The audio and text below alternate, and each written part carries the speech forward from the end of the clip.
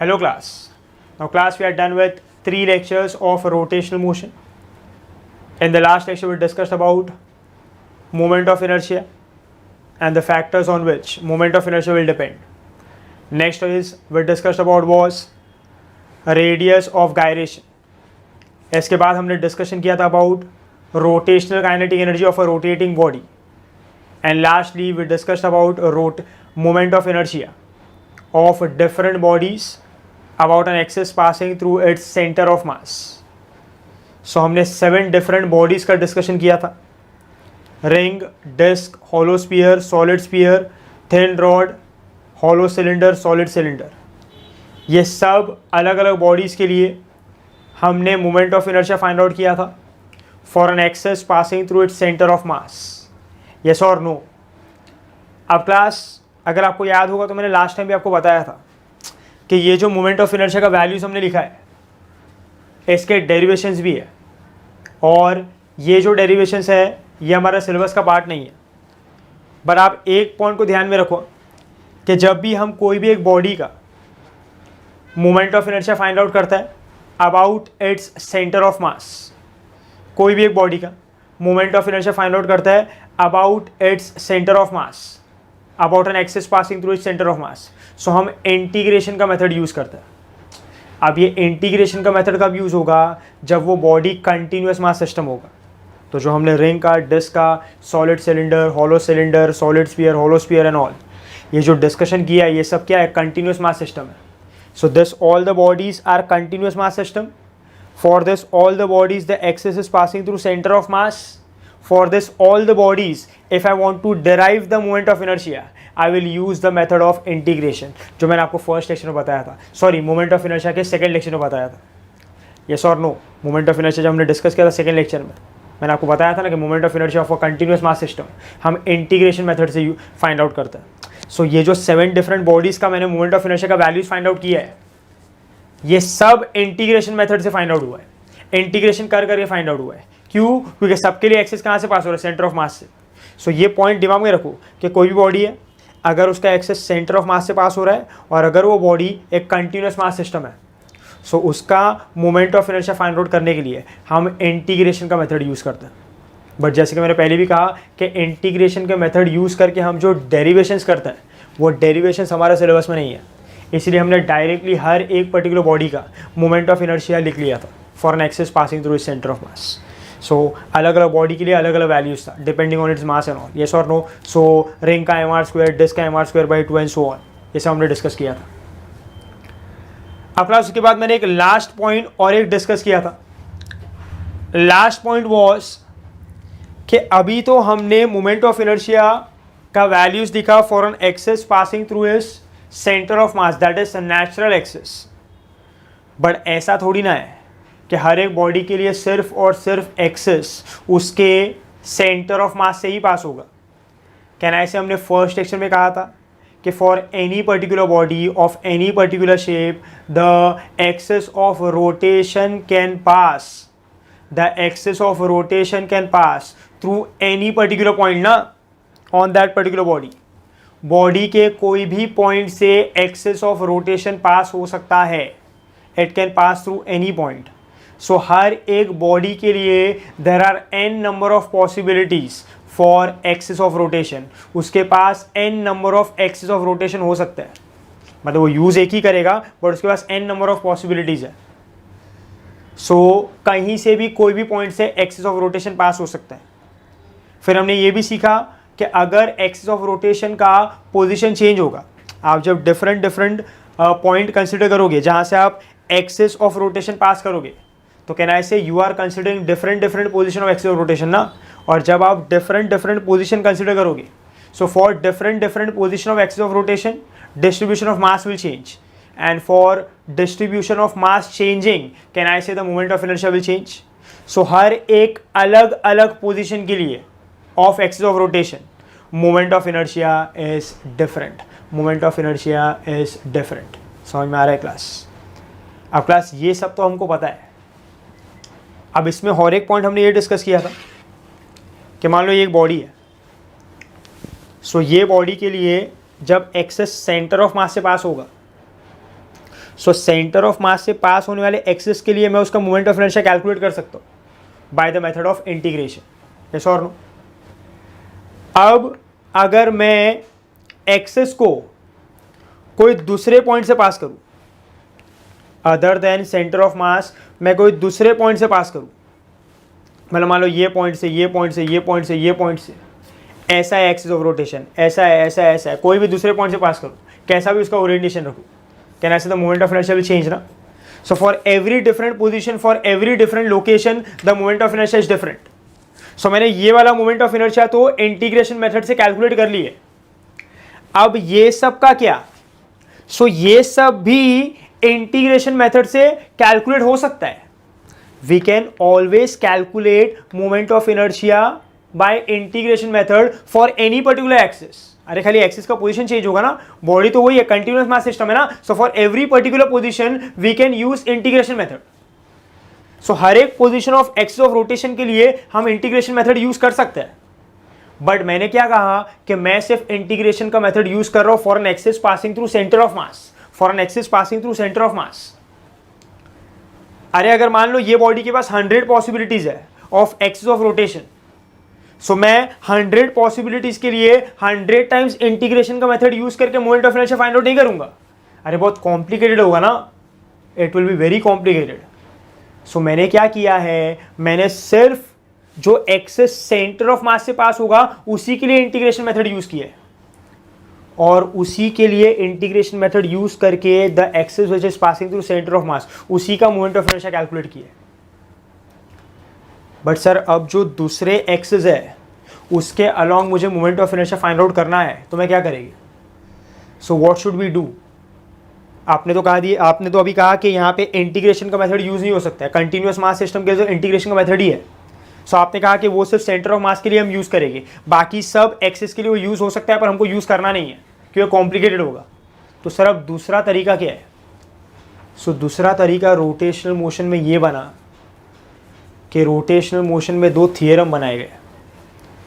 One of the theorem is said to be parallel axis theorem and second theorem is said to be perpendicular axis theorem, जिसका नाम मैंने आपको last time बताया था, something called as parallel axis theorem and perpendicular axis theorem. Now class, parallel axis theorem and perpendicular axis theorem will help us to find out moment of inertia of a body about different axis. Center of mass का integration method से हमने find out कर लिया है। अभी उसको छोड़ के अगर मुझे अलग अलग एक्सिस पे moment of inertia find out करना है, सो मैं क्या यूज़ करूँगा? Parallel axis theorem and perpendicular axis theorem. So यहाँ पे ये जो सेंटर ऑफ मास से एक्सिस पास होगा, इसका मैंने moment of inertia find out कर लिया bye integration method, by the mathematics and all. But अगर मुझे अभी ये एक्सिस पे, ये एक्सिस पे, ये एक्सिस पे, ये एक्सिस पे, ये एक्सिस पे, ये एक्सिस पे, ये एक्सिस पे, कोई भी पर्टिकुलर पॉइंट के एक्सिस पे अगर मुझे moment of inertia find out करना है, सो मैं इंटीग्रेशन का मेथड यूज़ नहीं करूँगा। I am going to use parallel axis theorem and perpendicular axis theorem. मेरा काम बहुत आसान हो जाएगा। So I hope you are understanding the significance of parallel axis theorem and perpendicular axis theorem. So simple सा point बिठा लो दिमाग में, कोई भी पर्टिकुलर बॉडी है, कंटिन्यूअस मास सिस्टम है, अगर उसके सेंटर ऑफ मास के थ्रू एक्सिस पास होता है, अगर उसका मुझे moment of inertia find out करना है, सो मैं क्या यूज़ करूँगा? Integration method.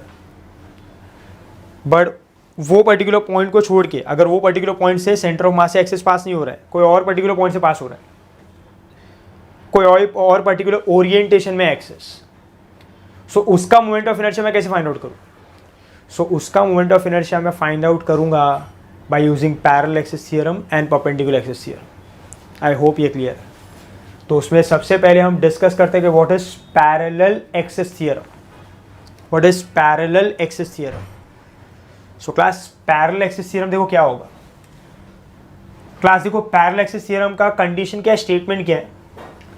Now parallel axis theorem, it is used to find moment of inertia of a body for an axis passing through any point other than center of mass. For an axis passing through any point other than center of mass, and it is always parallel to the axis passing through center of mass, and it is always parallel to the axis passing through center of mass. तो जब भी ऐसा condition satisfy होगा, सो हम parallel axis theorem को use करके new moment of inertia find out कर सकते हैं। सो अब देखो इसका फंडा क्या है, what is the ideology behind this. बोलो अब इसके कंडीशन सेटिस्फाई कैसे होगा। मान लो यहाँ पे ये एक रॉड है, ये एक पर्टिकुलर ऐसा बोल सकते हैं कि थिन रॉड है। बोलो ये जो एक्सिस पास हो गया कहाँ से पास हो रहा है, उसके सेंटर ऑफ मास से।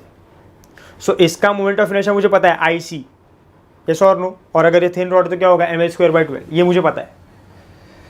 अब मान लो मैं ये पर्टिकुलर एक्सिस ऑफ रोटेशन को शिफ्ट कर रहा हूँ और शिफ्ट करके ये पॉइंट पे ला रहा हूँ, शिफ्ट करके ये पॉइंट पे ला रहा हूँ, शिफ्ट करके ये पॉइंट पे ला रहा हूँ।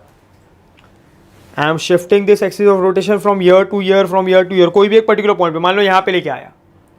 अब ये पर्टिकुलर एक्सिस के अलॉन्ग ये बॉडी को रोटेट करवा रहा हूँ, पहले ऐसे रोटेट कर रहा था ना, तो इसका मोमेंट ऑफ इनर्शिया क्या था, ml²/12। अभी यहाँ पे इसका पोजीशन चेंज हो गया, अब मैं एक्सिस ऑफ रोटेशन को यहाँ पे कंसीडर कर रहा हूँ। सो can I say distribution of mass will change, can I say moment of inertia will change. अरे यस और नो। सो जैसे ही पोजीशन बदला, डिस्ट्रीब्यूशन बदला, मोमेंट ऑफ इनर्शिया चेंज हो गया। सो अब ये नया मोमेंट ऑफ इनर्शिया कितना है मुझे कैलकुलेट करना है। सो अब मैं पैरेलल एक्सिस थ्योरम यूज करके क्या ये मोमेंट ऑफ इनर्शिया कैलकुलेट कर सकता हूं? The answer is yes, but उसके लिए हमको कंडीशन को देखना पड़ेगा।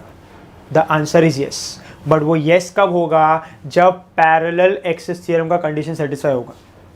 सो अभी ये एक्सिस के अलॉन्ग ये बॉडी का मोमेंट ऑफ इनर्शिया कितना है, ये अगर कैलकुलेट करना है और इसमें मुझे हेल्प लेना है पैरेलल एक्सिस थ्योरम का, तो इसका कंडीशन ये होगा कि ये जो न्यू एक्सिस है, ये जो न्यू एक्सिस ऑफ रोटेशन है, वो ओरिजिनल एक्सिस ऑफ रोटेशन को पैरेलल होना चाहिए। अरे मैंने एक्सिस ऑफ रोटेशन को शिफ्ट कर दिया है, but can I say I can consider the position ना, कि पहले जो सेंटर ऑफ मास वाला एक्सिस ऑफ रोटेशन था वो ऐसा था। सो मैंने एक्सिस ऑफ रोटेशन को यहां पे लेके आ गया, बट कैन आई से उसका पोजीशन तो मैं बता सकता हूं कि ऐसा था, इमेजिनरी एक। सो can I say the new axis of rotation should be parallel, the new axis of rotation should be parallel to the original axis of rotation which is passing through center of mass, and they both should be separated by a perpendicular distance. They both should be separated by a perpendicular distance. So जब देखो मेरा original axis ऐसा था, अब मैंने new axis ऐसा consider किया। बोलो original axis, new axis, original axis, new axis, दोनों पैरेलल है and they are separated by perpendicular distance. मतलब यहाँ पे मैं पैरेलल एक्सिस थ्योरम को यूज कर सकता हूँ और मैं moment of inertia find out कर सकता हूँ। I can find out the moment of inertia. पर अगर ये कंडीशन सेटिस्फाई नहीं हुआ कि जो न्यू एक्सिस है वो ओरिजिनल एक्सिस को पैरेलल नहीं है, इट इज नॉट पैरेलल, सो ये पैरेलल एक्सिस थ्योरम हम अप्लाई नहीं कर सकते। So the two axis, the new axis and the original axis that is passing through centre of mass, they must be parallel to each other. They must be parallel to each other and they must be separated by perpendicular distance. If this is the case, then and only then parallel axis theorem is applicable. और याद रखने का parallel किसको होना चाहिए, जो axis centre of mass से pass हो रहा है उसको, always to the axis which is passing through centre of mass. समझ में आ रहा है क्या? Are you getting my point? So इस तरीके से कंडीशन होगा। मतलब ऐसा नहीं है कि ये एक एक्सिस है और यहां पे और एक एक्सिस था, ये दोनों पैरेलल है, बट ये जो एक्सिस है वो सेंटर ऑफ मास के एक्सिस को पैरेलल नहीं है। सो यहां पे पैरेलल एक्सिस थ्योरम एप्लीकेबल नहीं है। जो एक्सिस के अलोंग आपको फाइंड आउट करना है वो सेंटर ऑफ मास के एक्सिस को पैरेलल होना चाहिए। That is the rule here. तो सेंटर ऑफ मास वाले एक्सिस को पैरेलल होगा अगर, then and only then parallel axis theorem is applicable. मैं और एक एग्जांपल ले सकता हूं। I can take one more example like this, कि मान लो मैंने ऐसे यहाँ पे एक रिंग कंसिडर की है, दिस इज अ रिंग। सो पता है ना कि रिंग का जो एक्सिस ऑफ रोटेशन है सेंटर ऑफ मास से ऐसे पास होगा ना, लाइक दिस। जैसे सेंटर ऑफ मास मान लो ओ, तो ये ऐसे पास हो रहा है, तो बोलो इसके अलॉन्ग इसका मोमेंट ऑफ इनर्शिया क्या होगा, mr² ना। So for a ring when the axis of rotation passes through center and it is perpendicular to the plane of the body, to the plane of the rotation, the moment of inertia is IC is mr². So ये मुझे पता है। अब suppose मैं एक नया axis consider करता हूँ and the new axis is passing here, the new axis is passing from here, ऐसे पास हो रहा है। The new axis is passing from here such that the perpendicular distance between them is r. कितना है? r. Yes or no? The radius of the ring. बराबर ना? So अब can I say ये जो न्यू एक्सिस है, मतलब ring देखो ऐसा है, रिंग ऐसा है। फिर से अगर मैंने थोड़ा सा बड़ा ड्रॉ करके बताया आपको, सो रिंग इज लाइक दिस, ऐसा कुछ है रिंग, ऐसा है, बराबर है। सो ये उसका ओरिजिनल एक्सिस है, this is the original axis and this is the new axis. ऐसा बोल सकते हैं टेंजेंट है ना, this is the new axis, ऐसा न्यू एक्सिस है लाइक दिस, बराबर है। तो इसका डिस्टेंस कितना है, आर है। बोलो ये जो न्यू एक्सिस है, न्यू एक्सिस है, बोलो ओरिजिनल एक्सिस के अलॉन्ग मोमेंट ऑफ इनर्शिया कितना होगा, आई सी ना, ये जो हमने लिखा है। अभी मान लो न्यू एक्सिस है, वो न्यू एक्सिस के अलॉन्ग कहना ऐसे मोमेंट ऑफ इनर्शिया कुछ और होगा। अरे जब एक्सिस यहाँ पे यार डिस्ट्रीब्यूशन चेंज हो गया, moment of inertia will change. So अभी नया मोमेंट ऑफ इनर्शिया कितना है वो कैलकुलेट करना है। सो मान लो वो जो नया moment of inertia it is I not, ये आई नॉट मुझे कैलकुलेट करना है, न्यू मोमेंट ऑफ इनर्शिया। सो क्या मैं यहाँ पे पैरेलल एक्सिस थ्योरम अप्लाई कर सकता हूँ? सो उसका कंडीशन क्या है कि दोनों एक्सिस पैरेलल होना चाहिए। सो कहना है ये वाला जो एक्सिस है, अगर आप ऑब्जर्व करो तो कहना है वो ओरिजिनल एक्सिस को पैरेलल है। Is new axis parallel to, is new axis parallel to the original axis? The answer is yes, कि new axis is parallel to original axis, new axis is parallel to original axis and they both are separated by perpendicular distance. एक centre of mass से pass हो रहा है और एक ring को tangent बना रहा है, बोलो दोनों कैसा है, पैरेलल है ऐसा, and they are separated by perpendicular distance. So बोलो यहाँ पे कंडीशन सेटिस्फाई हो रहा है, मतलब मैं यहाँ पे पैरेलल एक्सिस थ्योरम अप्लाई कर सकता हूँ और मैं क्या फाइंड आउट कर सकता हूँ, moment of inertia. I can find out the moment of inertia about this axis, क्योंकि मुझे ये एक्सिस का तो पता है ना। अब ये एक्सिस के अलॉन्ग फाइंड आउट करूंगा by using parallel axis theorem. अब पैरेलल एक्सिस थ्योरम अप्लाई करके मैं इसका मोमेंट ऑफ इनर्शिया तो फाइंड आउट कर सकता हूँ, बट पैरेलल एक्सिस थ्योरम, वो थ्योरम क्या है, उसका कंक्लूजन क्या है, उसका रिजल्ट क्या है, उसका इक्वेशन क्या है, सबसे पहले वो डिराइव करना पड़ेगा ना। फिर वो जो मुझे कंक्लूजन मिलेगा, वो जो रिजल्ट मिलेगा, वो जो फॉर्मूला वगैरह मिलेगा, वो जो इक्वेशन वगैरह मिलेगा, मैं उसको यूज़ करके इसका moment of inertia, different bodies का moment of inertia find out कर सकता हूँ। सो पहले हम क्या करेंगे, इसको डिराइव करेंगे पूरी तरह से पैरेलल एक्सिस थ्योरम को, फिर उसका जो रिजल्ट आएगा वो हम डिफरेंट बॉडीज़ के लिए अप्लाई कर सकते हैं, जब उसका एक्सिस अलग अलग पॉइंट से पास होगा और सेंटर ऑफ मास वाले एक्सिस से पैरेलल होगा। सो हम वहाँ पे क्या अप्लाई करेंगे, पैरेलल एक्सिस थ्योरम, और पैरेलल एक्सिस थ्योरम से हम क्या फाइंड आउट करेंगे, moment of inertia of different bodies. So I hope आपको पैरेलल एक्सिस थ्योरम का कंडीशन सेटिस्फाई समझ में आ रहा है, you are able to understand this. So what is the condition for parallel axis theorem? Parallel axis theorem का condition ये है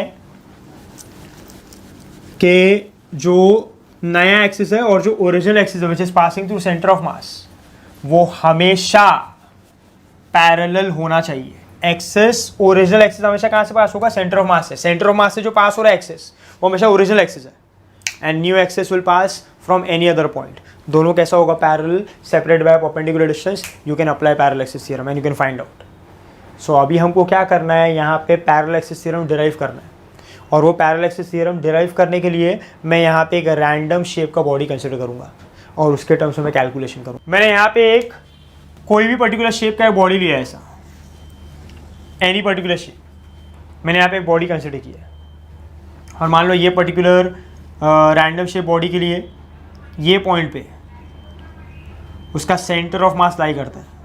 this is a point where the centre of mass lies. मान लो C is the centre of mass, ऐसा consider कर सकते हैं। सो बोलो ओरिजिनली उसका एक्सेस कहाँ से पास होगा, the original axis will pass to centre of mass ना, एंड ऐसा कंसिडर करता है this perpendicular, it is perpendicular to plane of rotation. So body ऐसा है, सो बॉडी ऐसा रोटेट करेगा ना, एंड एक्सिस ऑफ रोटेशन कैसा होगा, परपेंडिकुलर। ये तो आपको हमेशा पता ही है कि एक्सिस कैसा होता है, perpendicular. So like this. So ये क्या है, ये एक्सिस है, ये ओरिजिनल एक्सिस है passing through centre of mass. So इसके अलॉन्ग जो मोमेंट ऑफ इनर्शिया होगा, क्या होगा, IC। इस और नो नेक्स्ट अभी आगे। सो इसके along moment of inertia IC जो आएगा, ये हम लोग ये पर्टिकुलर बॉडी के लिए, जो भी गिवन बॉडी होगा, उसका मोमेंट ऑफ इनर्शिया IC हम लोग इंटीग्रेशन वाले मेथड से फाइंड आउट कर लेंगे ना। सो मान लो अगर ये रिंग है, ये हॉलो स्फीयर है, सॉलिड स्फीयर, हमने लिखा हुआ ना वैल्यू, मान लो ये सॉलिड स्फीयर है। सो जब उसके जो एक्सिस है, जब वो उसके सेंटर ऑफ मास से पास होगा, तो मोमेंट ऑफ इनर्शिया कितना होगा, 2/5 mr², और वो कौन सा वैल्यू, IC ना।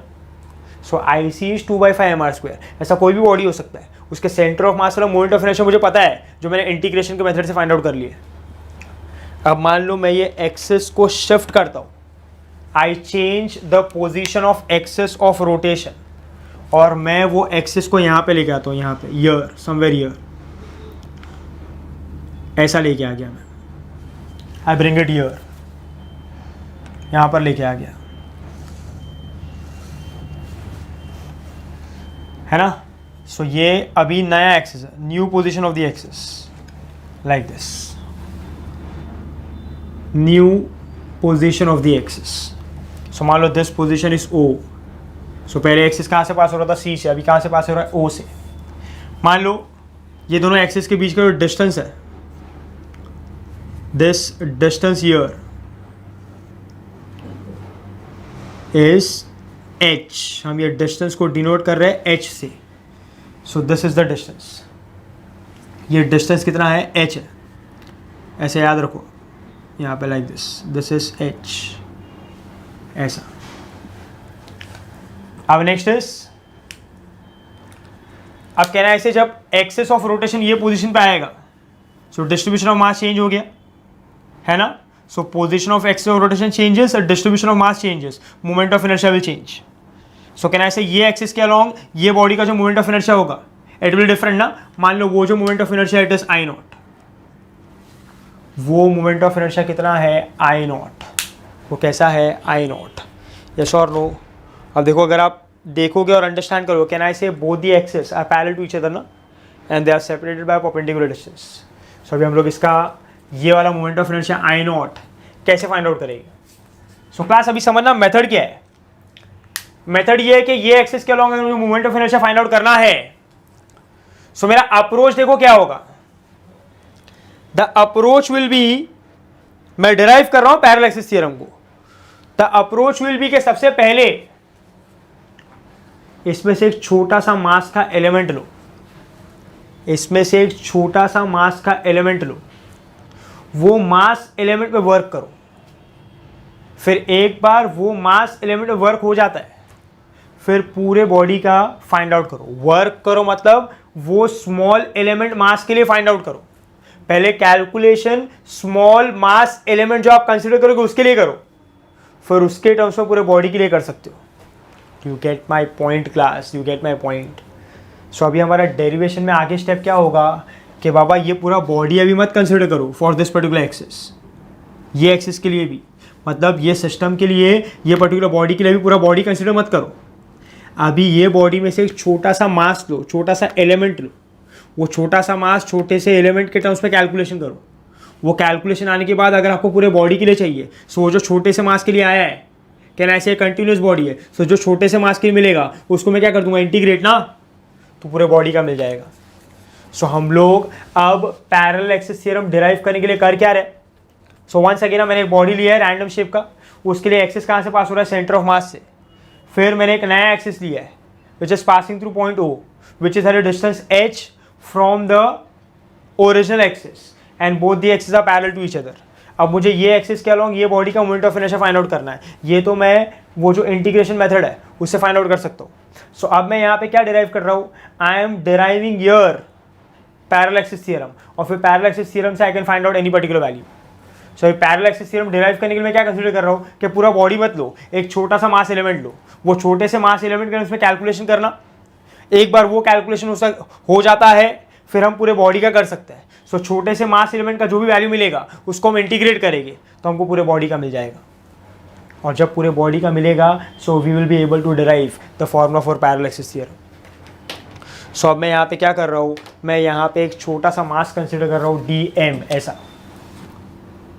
सो यहाँ पे मैंने एक छोटा सा मास कंसिडर किया dm, लाइक दिस।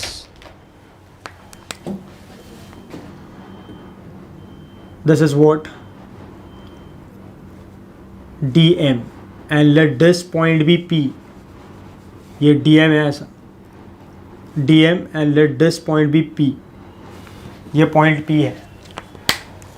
अभी केनाई से सबसे पहले तो ये जो मास एलिमेंट है dm, इसका एक्सिस ऑफ रोटेशन से डिस्टेंस ले लेता है ना, perpendicular distance from the axis of rotation. So ये डिस्टेंस होगा यहाँ से, ये परपेंडिकुलर डिस्टेंस है। यहाँ पे आपको लग रहा है कि वो परपेंडिकुलर नहीं है, बट ये बॉडी ऐसा है, एक्सिस ऐसा है, बॉडी ऐसा है, एक्सिस ऐसा है, यहाँ पे वो मास एलिमेंट है, सो ये एक्सिस से ये वाला डिस्टेंस है ना ऐसा, सो कैसा है, परपेंडिकुलर है, तो ये एक परपेंडिकुलर डिस्टेंस है। बोलो ये वाले एक्सिस के पॉइंट सी से ये डिस्टेंस है, मतलब ये वाले एक्सिस से ये डिस्टेंस है, परपेंडिकुलर डिस्टेंस। बोलो ये वाले एक्सिस से ये डिस्टेंस होगा,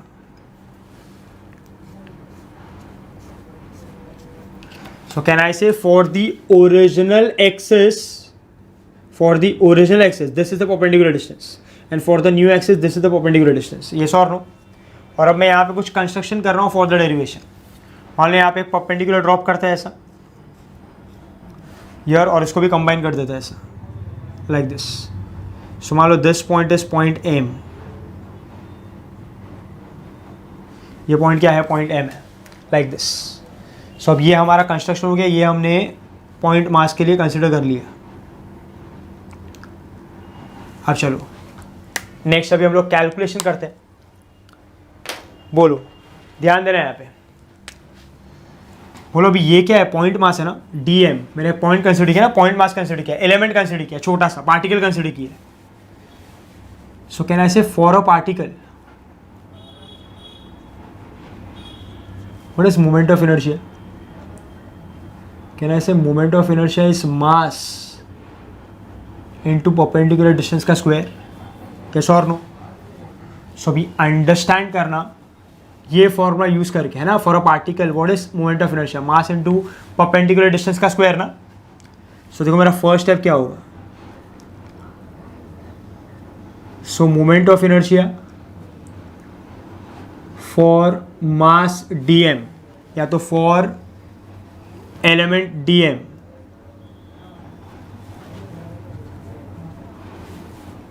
सबसे पहला moment of inertia for element DM for an axis passing through C, point C is that is center of mass। तो बोलो क्या हो जाएगा moment of inertia? Can I say it is going to be I equal to, बोलो mass कितना है, DM है, small element, into perpendicular distance का स्क्वायर। बोलो परपेंडिकुलर डिस्टेंस कितना है, CP का स्क्वायर। अरे यस और no, are you getting my point? अब क्लास ये जो moment of inertia can I say this is only due to a point mass ना, पूरे बॉडी का थोड़ी ना है। सो पॉइंट मास छोटा है, एलिमेंट छोटा है, तो इसका मोमेंट ऑफ इनर्शिया भी छोटा होगा, सो डी आई। यस और no? This is what, D I, and this is moment of inertia for an axis passing through point C ना, so this is D I C. So this is moment of inertia of the point mass of the mass element for an axis passing through C ना, so इसलिए आई C. सो बोलो अब अगर मुझे पूरे body का along C moment of inertia कितना है वो फाइंड आउट करना, तो क्या होगा? सो कहना ऐसे आई सी के लिए it will be integration of DM into CP square ना, I C will be integration of DM into CP square. अरे यस और नो? सो ये स्मॉल मास एलिमेंट का, मैंने इसके पहले जनरल केस कहा था कि जनरल केस में हमको जब डिफरेंट शेप का बॉडी लेंगे, जैसे हॉलो स्फीयर हो गया, सॉलिड स्फीयर हो गया, रिंग हो गया, डिस्क हो गया, उसका आईसी हमको पता होगा कि अगर रिंग लिया तो एम आर स्क्वायर, डिस्क लिया तो M R square by 2, hollow sphere लिया तो 2/3 M R square, solid sphere लिया तो 2/5 एम आर स्क्वायर। ये अलग अलग शेप ऑफ बॉडी के लिए हमको पता है। हम यहां पे आईसी क्यों फाइंड आउट कर रहे हैं? For this particular element and for the whole body, क्योंकि तो रैंडम शेप ऑफ बॉडी है ना, तो रैंडम शेप ऑफ बॉडी के लिए क्या होगा हमको थोड़ी पता है, तो हमने आईसी फाइंड आउट कर लिया। यस और नो? अब नेक्स्ट स्टेप सेकेंड, बोलो अब हम लोग ये पर्टिकुलर पॉइंट मास का moment of inertia find out करेंगे अलोंग दिस एक्सिस।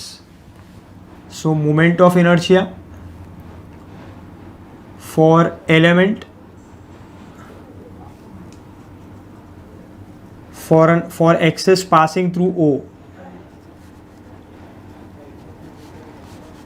ओ ना। सो बोलो इसके लिए क्या हो जाएगा अभी, can I say this will be D I O is equal to D M into what, O P square. है दिख रहा है distance, perpendicular distance, O P square. So ये होगा, सो बोलो आई नॉट क्या होगा, integration of D M into O P square. integration of dm into OP square. बोलो अभी can I say this OP can be written as PM plus OM square. ऐसा हो जाएगा I naught is integration of dm is equal to can I say OP square. OP square क्या होगा? Can I say it is going to be bracket of PM square plus OM square ना by Pythagoras theorem दिख रहा है triangle right angle triangle. So Pythagoras theorem से OP square क्या होगा? Hypotenuse है ना. It will PM square plus OM square. And can I say this OM can be written as what? PM square plus OM क्या है? OC plus CM ना. So this is OC plus CM the whole square. This is OC plus CM the whole square. So बोलो अभी ये क्या हो जाएगा? This will be can I say अगर मैंने ब्रैकेट ओपन कर दिया तो ये कितना हो जाएगा? PM स्क्वायर प्लस बोलो ये कितना हो जाएगा? OC square plus 2OCCM plus CM square. अभी यहाँ पे ध्यान देना. बोलो यहाँ पे what is CP square? Can I से PM square plus CM square. अरे ये बाबा राइट एंगल ट्राइंगल देखो ना ये वाला PMC. So can I say ये जो PM स्क्वायर है प्लस CM स्क्वायर है ये क्या होगा? CP square. यस और नो? सो बोलो यहाँ पे क्या हो जाएगा? अभी नेक्स्ट क्या होगा? सो can I say I naught will be integration of DM integration of DM into bracket of बोलो ये क्या हो गया? CP square. So CP square plus OC square plus बोले यहाँ पे आगे क्या बचेगा? OC स्क्वायर प्लस 2OCCM ऐसा. सो बोला I naught क्या होगा? Integration of DM CP square plus integration of DM OC square plus integration of DM 2OCCM ऐसा होगा. This will be the case. फिर बोलो ये देखते हो इधर integration of DM into CP square क्या है? IC ना. सो I naught क्या हो जाएगा? Can I say this will be IC plus understand करना.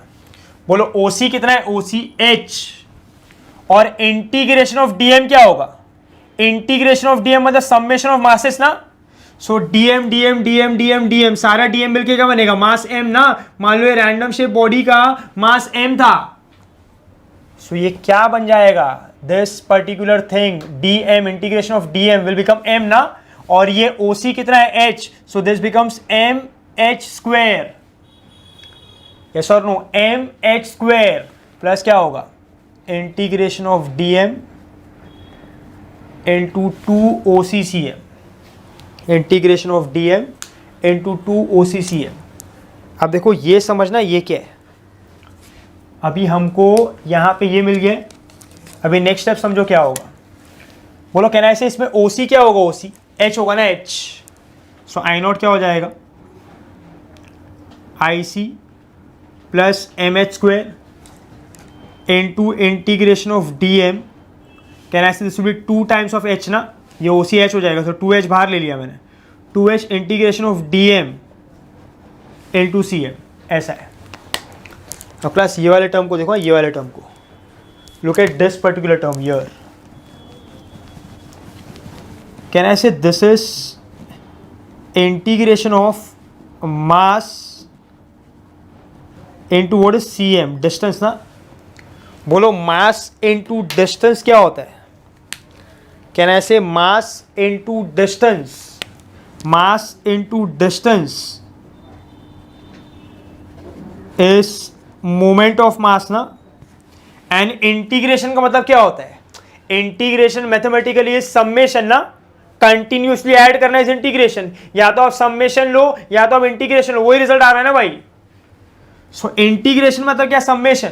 सो can I say this particular thing indicates sum of movement of mass. अरे what is mass into distance? 11 ने किया लॉज ऑफ मोशन में. Mass into distance is movement of mass. Integration मतलब क्या, sum. So sum of moment of mass. So can I say sum of moment of mass about centre of mass. About centre of mass क्यों consider किया, क्योंकि मैं distance देखो cm, मतलब distance कहां से कैलकुलेट हो रहा है, सेंटर ऑफ मास से ना. सो डिस्टेंस जहां से कैलकुलेट होगा उसके अबाउट होगा ना. सो बोलो डिस्टेंस कहां से कैलकुलेट हो रहा है, सेंटर ऑफ मास से. सो वो जो मोमेंट ऑफ मास हमने कंसिडर किया है वो किसके अबाउट कंसिडर किया है, सेंटर ऑफ मास के. So it is sum of moment of mass, sum of moment of mass about centre of mass, sum of moment of mass about centre of mass. और अगर आपको laws of motion chapter याद हो, अगर आपको centre of मास का concept याद हो, so sum of moment of mass about centre of mass is always zero, is always zero, is always zero, it is always zero. Sum of moment of mass about center of mass is always zero. Once again ये integration of dm into cm देखो, बोलो dm क्या है, मास, cm क्या है, distance, mass into distance is moment of mass, integration मतलब क्या, sum. So I am considering sum of moment of mass कहाँ पे, अबाउट सेंटर ऑफ मास, क्योंकि डिस्टेंस कहाँ से कैलकुलेट हो रहा है, सेंटर ऑफ मास से. सो whenever this statement comes, sum of moment of mass about center of mass, sum of moment of mass about center of mass. सो हमेशा याद रखने का, इसका स्टेटमेंट का आंसर क्या होता है, zero. So always sum of moment of mass about centre of mass is always zero, मतलब ये वैल्यू कितना आएगा, जीरो. ये आपने लॉज ऑफ मोशन पढ़ा, you can revise from laws of motion. और अगर फिर भी नहीं समझ में आता ये point, you can ask me in the Zoom lecture. याद रखे, जूम लेक्चर में पूछ लेना, मैं वहाँ पे आपको एक्सप्लेन कर दूंगा. तो sum of moment of mass about centre of mass is zero. So बोलो आई नॉट क्या हो जाएगा. So therefore I naught will be IC plus mh square. I naught will be IC plus mh square. IC plus mh square. So this is what? This is parallel axis theorem. Yes or no? समझ में आ रहा है class आपको. सो method क्या था, random shape का body लो. बोलो रैंडम शेप ऑफ बॉडी के लिए सबसे पहला एक्सिस हमने कहाँ से पास किया, सेंटर ऑफ मास से. फिर हमने न्यू एक्सिस कहाँ से पास किया, from a point other than centre of mass. But ये दोनों एक्सिस एक दूसरे को कैसे पैरेलल है, and they are separated by perpendicular distance h. अब हमको moment of inertia find out करना है about the new axis. So क्या होगा, अब देखो moment of inertia about centre of mass हमको डिफरेंट बॉडीज़ का पता होता है. For solid sphere, ring, disc वगैरह सब पता होता है, तो आईसी में डायरेक्टली ले सकता हूँ.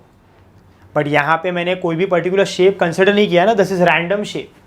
सो मैं यहाँ पे आईसी डायरेक्टली कंसिडर नहीं कर सकता. सो अब मैंने यहाँ पे इंटीग्रेशन यूज़ किया, इंटीग्रेशन का मेथड यूज़ किया to derive the formula for parallel axis theorem, जिसको मैं यूज़ कर सकता हूँ डायरेक्टली. बोलो फिर मैंने क्या किया कि मैंने इंटीग्रेशन अप्लाई करने का, फिजिक्स वर्क कैसे करता है, any physics works like this only, कि अगर आप कुछ डिराइव कर रहे हो तो पूरे बॉडी के लिए डिराइव नहीं होगा वो. पहले आप छोटा सा पार्टिकल लो, उसको उसके लिए सब कैलकुलेट करो, फिर वो छोटे से पार्टिकल से पूरे बॉडी का कैलकुलेशन करो by using the integration. This is the common method to use. So पहले सबसे पहले मैंने क्या किया, यहाँ पे एक पॉइंट P कंसिडर किया, small element mass dm, this is small element, mass element ऐसा बोल सकते हो, small mass, small element dm consider किया. बोलो सो ये मास dm का अबाउट दिस एक्सिस कितना मोमेंट ऑफ इनर्शिया होगा फाइंड आउट किया. सो ये मास dm इससे इतने डिस्टेंस पे, इससे इतने डिस्टेंस पे, परपेंडिकुलर डिस्टेंस. यस और नो. सो अब ये पॉइंट पे ये एक्सिस की वजह से कितना मोमेंट ऑफ इनर्शिया होगा, ये एक्सिस की वजह से कितना मोमेंट ऑफ इनर्शिया होगा, ये फाइंड आउट किया. तो सबसे पहले बोलो for a particle moment of inertia क्या होता है, मास इनटू डिस्टेंस स्क्वायर. ये पार्टिकल है ना, तो उसका मोमेंट ऑफ इनर्शिया क्या होगा, मास इनटू डिस्टेंस स्क्वायर. तो सबसे पहले हमने moment of inertia find out किया along this axis for this particular point P for this particle dm. So बोलो क्या आया, DIC is dm into CP square. D क्यों लिया है, क्योंकि छोटा सा मास है तो मोमेंट ऑफ इनर्शिया छोटा होगा. अब मुझे ये छोटे से मास से पूरे बॉडी का चाहिए, तो क्या करो, इंटीग्रेट. सो मुझे IC मिल गया. सो मुझे ये बॉडी का मोमेंट ऑफ इनर्शिया मिल गया along this axis, moment of inertia मिल गया अलोंग दिस एक्सिस. अभी अगर ये रैंडम शेप बॉडी से अगर आपको एक पर्टिकुलर बॉडी कंसिडर करोगे, मान लो रिंग, सो इसका जो आंसर आएगा वो कितना आएगा, इसको कैलकुलेट करने पे वो आएगा mr²। ये कैलकुलेट करने के कितना आएगा, डिस्क के लिए mr²/2, हॉलो स्फीयर के लिए 2/3 mr², ऐसा होगा। तो हमको IC का वैल्यू मिल जाएगा। समझ में आ रहा है? पर यहाँ पे रैंडम शेप ऑफ बॉडी है तो IC का वैल्यू यही होगा। फिर हमने नेक्स्ट स्टेप को मूव ऑन किया कि अब ये पार्टिकल का moment of inertia find out करो अलॉन्ग दिस एक्सिस। सो ऐसा for an axis passing through O, तो हमने ऐसे फाइंड आउट किया। फिर हमने उसको मैथमेटिकली सॉल्व किया तो हम इसके अक्रॉस आए। अब जब हम इसके अक्रॉस आए, सो बोलो, जब हमने ये पॉइंट याद रखना कि sum of moment of mass about centre of mass is 0। फिर सॉल्व करने पे हमको ये इक्वेशन मिला, I0 is IC plus mh²। तो इसमें हमारे पास हर एक इन्फॉर्मेशन होता है। तो देखो मैंने जो रिंग का एग्जांपल लिया था, देखो यहाँ पे सो ऐसा था ना, हमारा एक्सिस पास हो रहा था एक ऐसा, like this, one of the axis was passing like this ना, ऐसा पास किया था ना। बोलो ये डिस्टेंस कितना होगा R। सो बोलो दोनों, क्या ये दोनों एक्सिस पैरेलल है और क्या ये separated by perpendicular distance? Yes, and they are perpendicular to plane of rotation. So बोलो अभी इसके अक्रॉस मोमेंट ऑफ इनर्शिया क्या होगा, IC, इसके अक्रॉस क्या होगा, I0। यस और नो? सो अभी ये रैंडम शेप बॉडी नहीं है तो रिंग है। सो बोलो रिंग के लिए IC का वैल्यू कितना हो जाएगा, इट विल बी mr², बराबर है। और बोलो अभी क्या होगा, प्लस mh², ना h का वैल्यू यहाँ पे कितना है, R है, सो mr²। सो I0 कितना आएगा, 2mr²। तो देखो हमको नया मोमेंट ऑफ इनर्शिया मिल गया। I am getting the new moment of inertia. So मैंने क्या किया, मैंने इंटीग्रेशन का मेथड यूज़ करके एक नया फॉर्मूला डिराइव कर लिया। अब मुझे बार बार इंटीग्रेशन का मेथड यूज़ करने की ज़रूरत नहीं है। मैं हर बार ये फॉर्मूला यूज़ करके, जब भी दोनों एक्सिस पैरेलल होगा, I can use this formula and I can find out moment of inertia. इसके बाद जो हम लोग डिफरेंट केसेस देखेंगे तो आपको समझेगा मैं इसको अप्लाई कैसे कर रहा हूँ। बट आई होप ये जो डेरिवेशन मैंने यहाँ पे किया है this is clear. So body लिया है, दो एक्सिस लिए, एक एक्सिस सेंटर ऑफ मास से, एक एक्सिस पॉइंट O से, न्यू एक्सिस। फिर ये बॉडी के लिए मुझे दोनों के across moment of inertia find out करना है।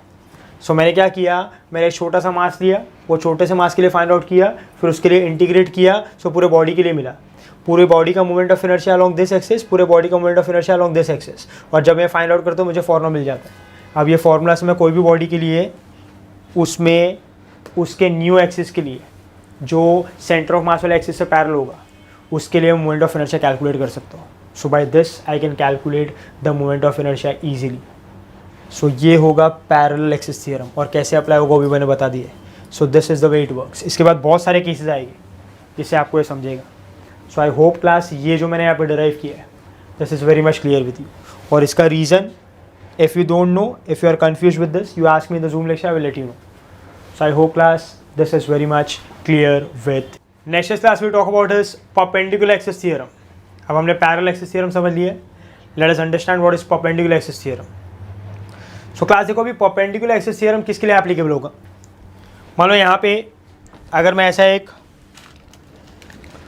body consider करता हूँ like this, if this is the body, so बोलो अभी ये एक एक्सिस है जो उसके वाई एक्सिस के अलॉन्ग पास हो रहा है। So the axis of rotation is along Y axis, so इसके अलॉन्ग घूम रहा है।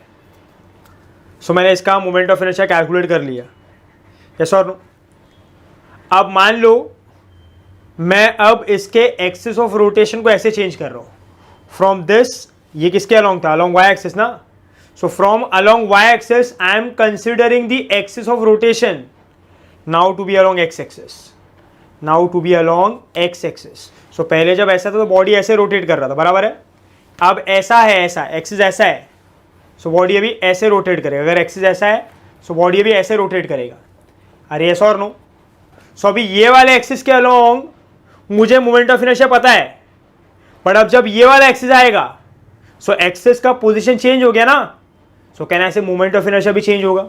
सो अभी ये एक्सिस के अलॉन्ग मोमेंट ऑफ इनर्शिया कितना होगा ये मुझे कैलकुलेट करना है।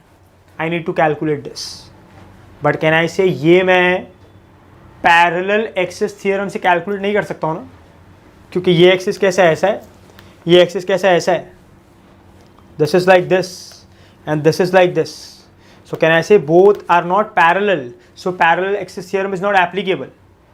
सो अब इसके लिए क्या अप्लाई करना पड़ेगा, इसके लिए हम अप्लाई करते हैं परपेंडिकुलर एक्सिस थ्योरम। इसके लिए हम क्या अप्लाई करते हैं, परपेंडिकुलर एक्सिस थ्योरम। समझ में आ रहा है क्लास? इसका भी एग्जांपल ले सकता हूँ मैं।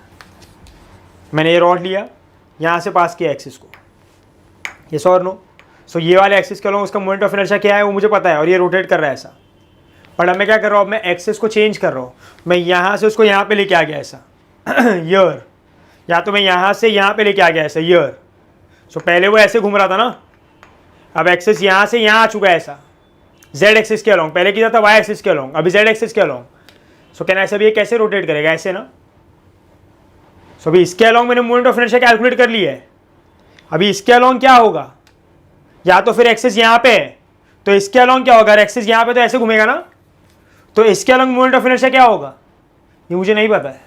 सो इसके अलॉन्ग क्या होगा, इसके अलॉन्ग क्या होगा, इसके अलॉन्ग पता है, इसके अलॉन्ग नहीं पता है, यस और नो? सो कहना ऐसे अब जो नया एक्सिस है वो ओरिजिनल एक्सिस को पैरेलल नहीं है ना, so parallel axis theorem applicable नहीं है यहाँ पे। यहाँ पे कौन सा थ्योरम एप्लीकेबल होगा, it will be perpendicular axis theorem. कौन सा थ्योरम एप्लीकेबल होगा, it will be perpendicular axis theorem. I hope class you are understanding this. So ऐसे पर्टिकुलर केस के लिए जहाँ पे एक्सिस पैरेलल नहीं है बट अलग अलग एक्सिस पे लाई कर रहा है, मतलब एक्सिस ऑफ रोटेशन अलग अलग एक्सिस पे लाई कर रहा है। The axis of rotation are not parallel to each other but the axis of rotation lies along different axis. So can I say वो एक्सिस कैसे हो गए, परपेंडिकुलर ना। सो हम लोग कौन सा थियरम अप्लाई करेंगे, perpendicular axis theorem, to find out the moment of inertia about the new given axis. समझ में आ रहा है क्लास? सो क्लास अभी मान लो फिर से मैंने यहाँ पे एक रैंडम शेप का बॉडी लिया, कैसे फाइंड आउट करूँगा देखो। सो मान लो ये रैंडम शेप ऑफ बॉडी के लिए मैं तीनों एक्सिस कंसिडर करता हूँ। मान लो this is X axis, this is Y axis and this here is Z axis, ऐसा बराबर है।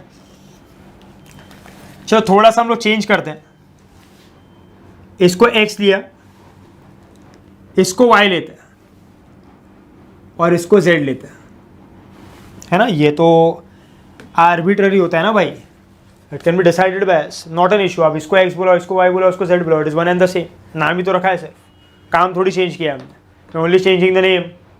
So this is x, this is y, this is z। Next कहना है तीनों एक दूसरे को कैसे, तीनों एक्सिस कैसे एक दूसरे को म्यूचुअली परपेंडिकुलर है।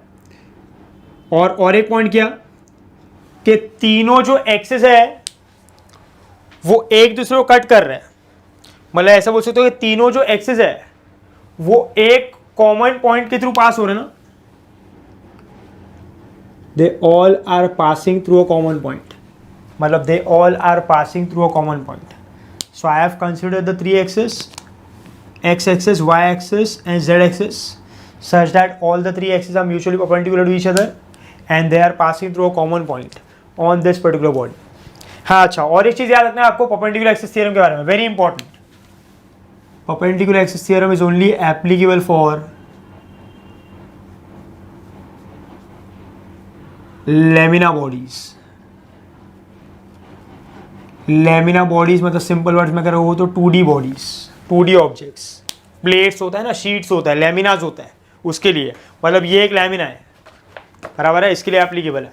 ऐसे बोल सकते हो ये भी एक लेमिना है ऐसा, तो इसके लिए एप्लीकेबल है। 3D ऑब्जेक्ट के लिए एप्लीकेबल नहीं है। स्पीयर लिया है ना, तो स्पीयर लेमिना नहीं है। सिलेंडर लिया तो सिलेंडर लेमिना नहीं है, सो इसके लिए एप्लीकेबल नहीं है। सिर्फ किसके लिए एप्लीकेबल है, लेमिना बॉडीज़ के लिए, 2D बॉडीज़ के लिए, यस और नो। सो मैंने डिस्क कंसिडर किया, मैंने रिंग कंसिडर किया, सो ये सब कैसे 2D ऑब्जेक्ट है, तो इसके लिए परपेंडिकुलर एक्सिस थ्योरम एप्लीकेबल है। 3D ऑब्जेक्ट के लिए लेमिना बॉडीज जो नहीं है उसके लिए एप्लीकेबल नहीं है, ये आपको याद रखना है। सो यहाँ पे मैंने एक लेमिना बॉडी लिया है, 2D ऑब्जेक्ट लिए, और उसके लिए x, y and z axis consider किया। नाउ कैन आई से if this body rotates along x axis, ये बॉडी है, ये बॉडी है, सो ये x एक्सिस होगा ना, सो ऐसे रोटेट करेगा। जब x एक्सिस के अलोंग एक्सिस ऑफ रोटेशन होगा सो ऐसे रोटेट करेगा ना। बोलो अगर मैंने कंसिडर किया ये y एक्सिस है ना, ये y एक्सिस है, सो जब axis of rotation along y axis होगा तो ऐसे रोटेट करेगा। एंड जब मैं कंसिडर करूंगा कि यहाँ पे the axis of rotation is along Z axis, तो ऐसे रोटेट करेगा. सो कैन ऐसे तीनों एक्सिस के along it is possible not it can rotate, it can rotate along all the 3 possible axis. या तो वो एक्स एक्सिस के अलोंग रोटेट कर सकता है, या तो वाई एक्सिस के अलोंग रोटेट कर सकता है, या तो वो अलोंग जेड एक्सिस के अलोंग रोटेट कर सकता है. यस और नो? सो तीनों एक्सिस पॉसिबल है for the axis of rotation. अगर वो एक्स एक्सिस के अलोंग रोटेट करता है, if it rotates along x axis, so can ऐसे जब वो एक्स एक्सिस के अलोंग रोटेट करेगा तो उसका मोमेंट ऑफ इनर्शिया होगा. सो मान लो अलोंग एक्स एक्सिस जब वो रोटेट करता है उसका moment of inertia is I X. Along Y axis जब वो रोटेट करेगा उसका मोमेंट ऑफ इनर्शिया होगा आई वाई. एंड जब वो जेड एक्सिस के अलोंग रोटेट करेगा तो उसका मोमेंट ऑफ इनर्शिया होगा आई जेड. अरे फेयर इनफ ना? यस और नो? एक्स एक्सिस के अलोंग रोटेट करता है so I X, Z axis के अलोंग रोटेट करता है so I Z moment of inertia, और वाई एक्सिस के अलोंग रोटेट करता है ऐसा. पहले ऐसा है, फिर ऐसा है, और फिर ऐसा है. सो तीनों एक्सिस के अलोंग जब रोटेशनल मोशन करेगा तो तीनों एक्सिस के अलोंग उसका क्या हो सकता है? Moment of inertia. So x के अलोंग आई एक्स, वाई के अलोंग आई वाई, और जेड एक्सिस के along I Z is the moment of inertia. अरे यस और नो? अब क्लास नेक्स्ट बोलो, नेक्स्ट स्टेप क्या होगा हमारा अभी? सो अभी हमको परपेंडिकुलर एक्सिस थ्योरम डिराइव करना है.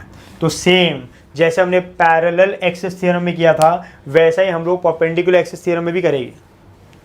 क्या करेंगे हम लोग कि पूरा बॉडी कंसिडर नहीं करेंगे, ये बॉडी में एक मास एलिमेंट कंसिडर करेंगे, स्मॉल मास कंसिडर करेंगे, उसके टर्म्स में कैलकुलेशन करेंगे and then we will integrate for the whole body. So हमारा परपेंडिकुलर एक्सिस थ्योरम डिराइव हो जाएगा.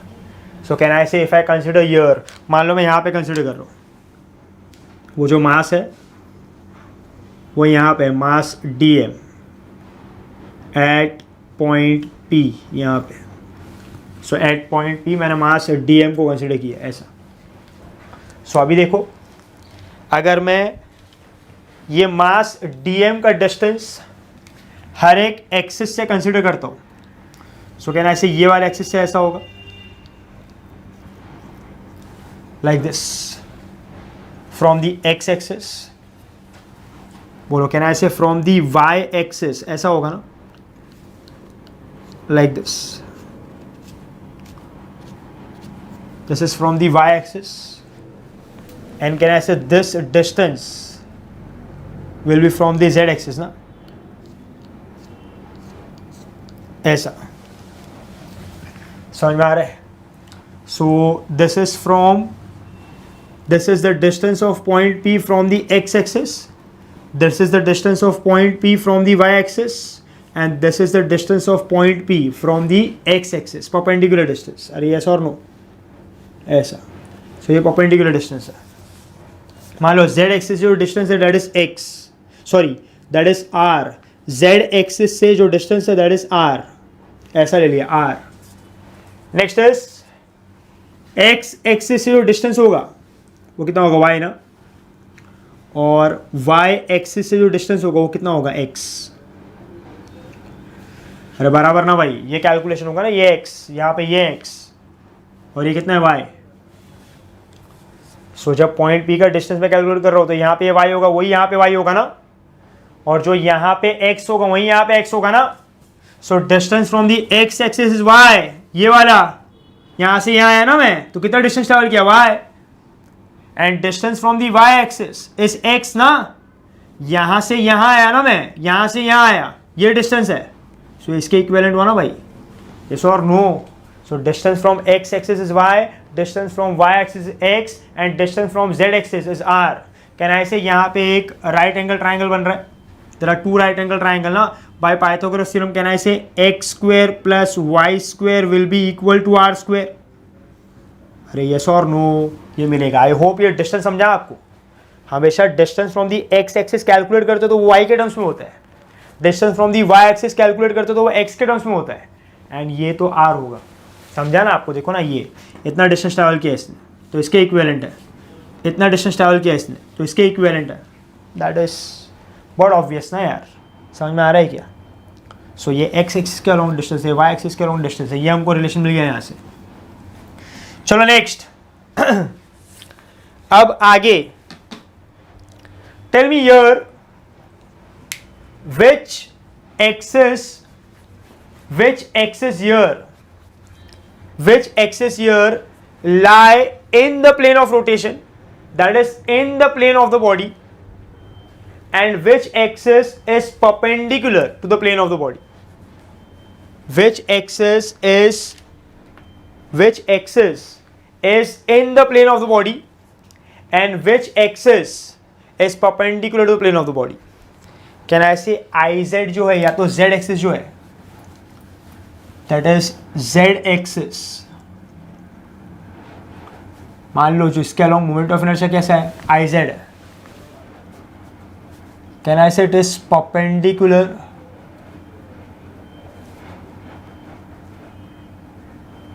to plane of body?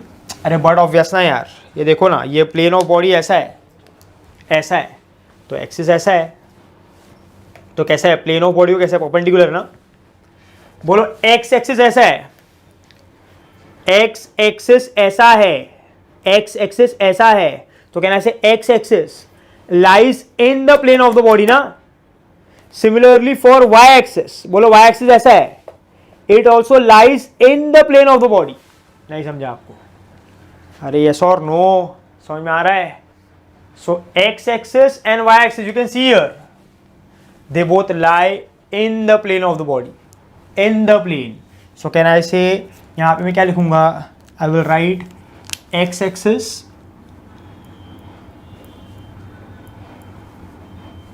and y axis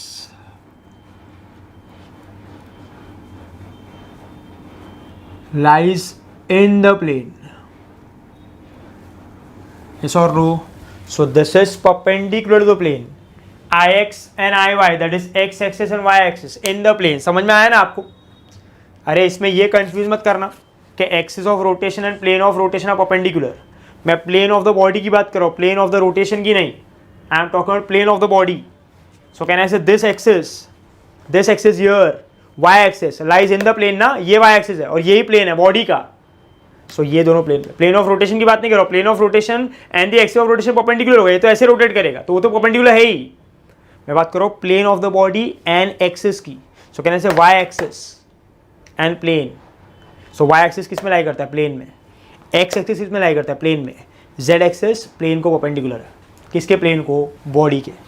are you getting my point? ये ऐसा होगा. सो बोलो ये स्टेटमेंट याद रखना. अब बोलो आगे क्या होगा. सबसे पहला हम ये पॉइंट पी का moment of inertia find out करते हैं for the axis of rotation lying along X axis ना. मान लो ऐसा कंसिडर करो कि एक्सिस ऑफ रोटेशन किसके अलॉन्ग है, एक्स एक्सिस. सो ये पॉइंट पी का with respect to X axis क्या मोमेंट ऑफ इनर्शिया होगा, वो फाइंड आउट करना है ना. So once again we know कि मोमेंट ऑफ इनर्शिया ये क्या है, पार्टिकल है, it is mass into distance का square. So first along x axis, for the axis of rotation along x axis, what is moment of inertia? What is moment of inertia of this mass dm at a distance y from the x axis? So बोला क्या हो जाएगा, dix ना. अरे बाबा ये point का जो moment of inertia होगा, ये पॉइंट का जो मोमेंट ऑफ इनर्शिया होगा about x axis will be dix ना, जो कितना होगा, और क्या होगा, can I say it will B dm into distance कितना है, y का स्क्वायर. सो बोलो अगर ये पूरे बॉडी का अलॉन्ग एक्स एक्सिस, ये पूरे बॉडी का for axis of rotation along X axis, अगर मैंने मोमेंट ऑफ इनर्शिया कैलकुलेट किया तो क्या करूँगा, इंटीग्रेट ना. So I will integrate dix, this is ix, which will what, integration of dm into Y square. ये मुझे क्या मिल गया, ix मिल गया. बोलो सेकेंड स्टेप में सिमिलरली बताना मुझे, सिमिलरली अलोंग y एक्सिस अगर मैं कैलकुलेट करूं तो मैं डायरेक्ट लिख रहा हूं अभी यहाँ पे, आपको समझना चाहिए, आपको खुद को भी आना चाहिए क्या आएगा. बोलो आई वाई क्या होगा, can I say it will be integration of dm into x square, distance कितना है x ना, और थर्ड क्या होगा अलॉन्ग z एक्सिस. बोलो आई जेड क्या होगा, dm into r square. But can I say r square is x square plus y square?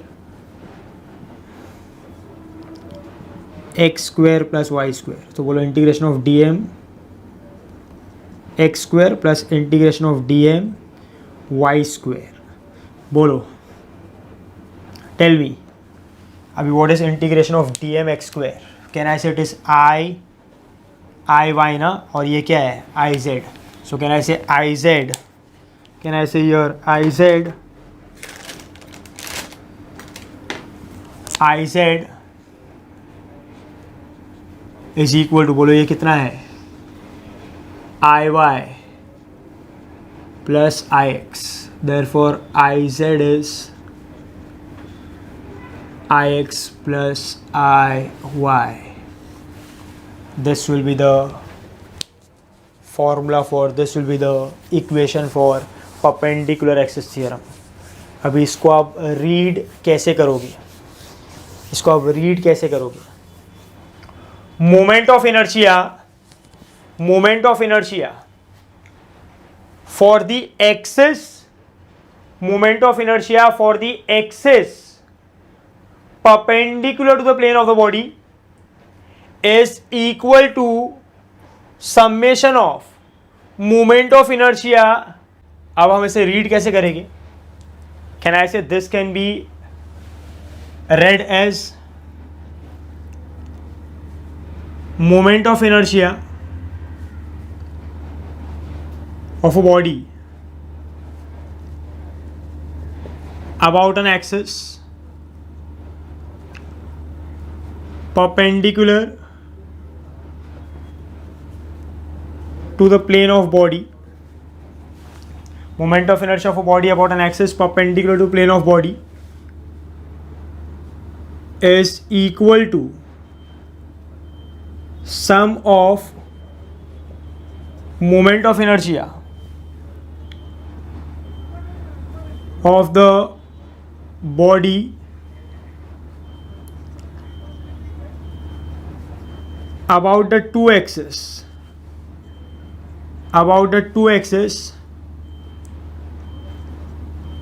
lying in the plane of the body,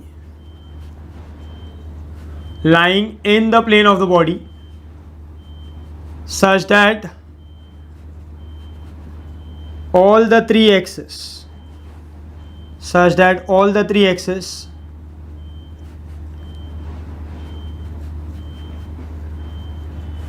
pass through same point.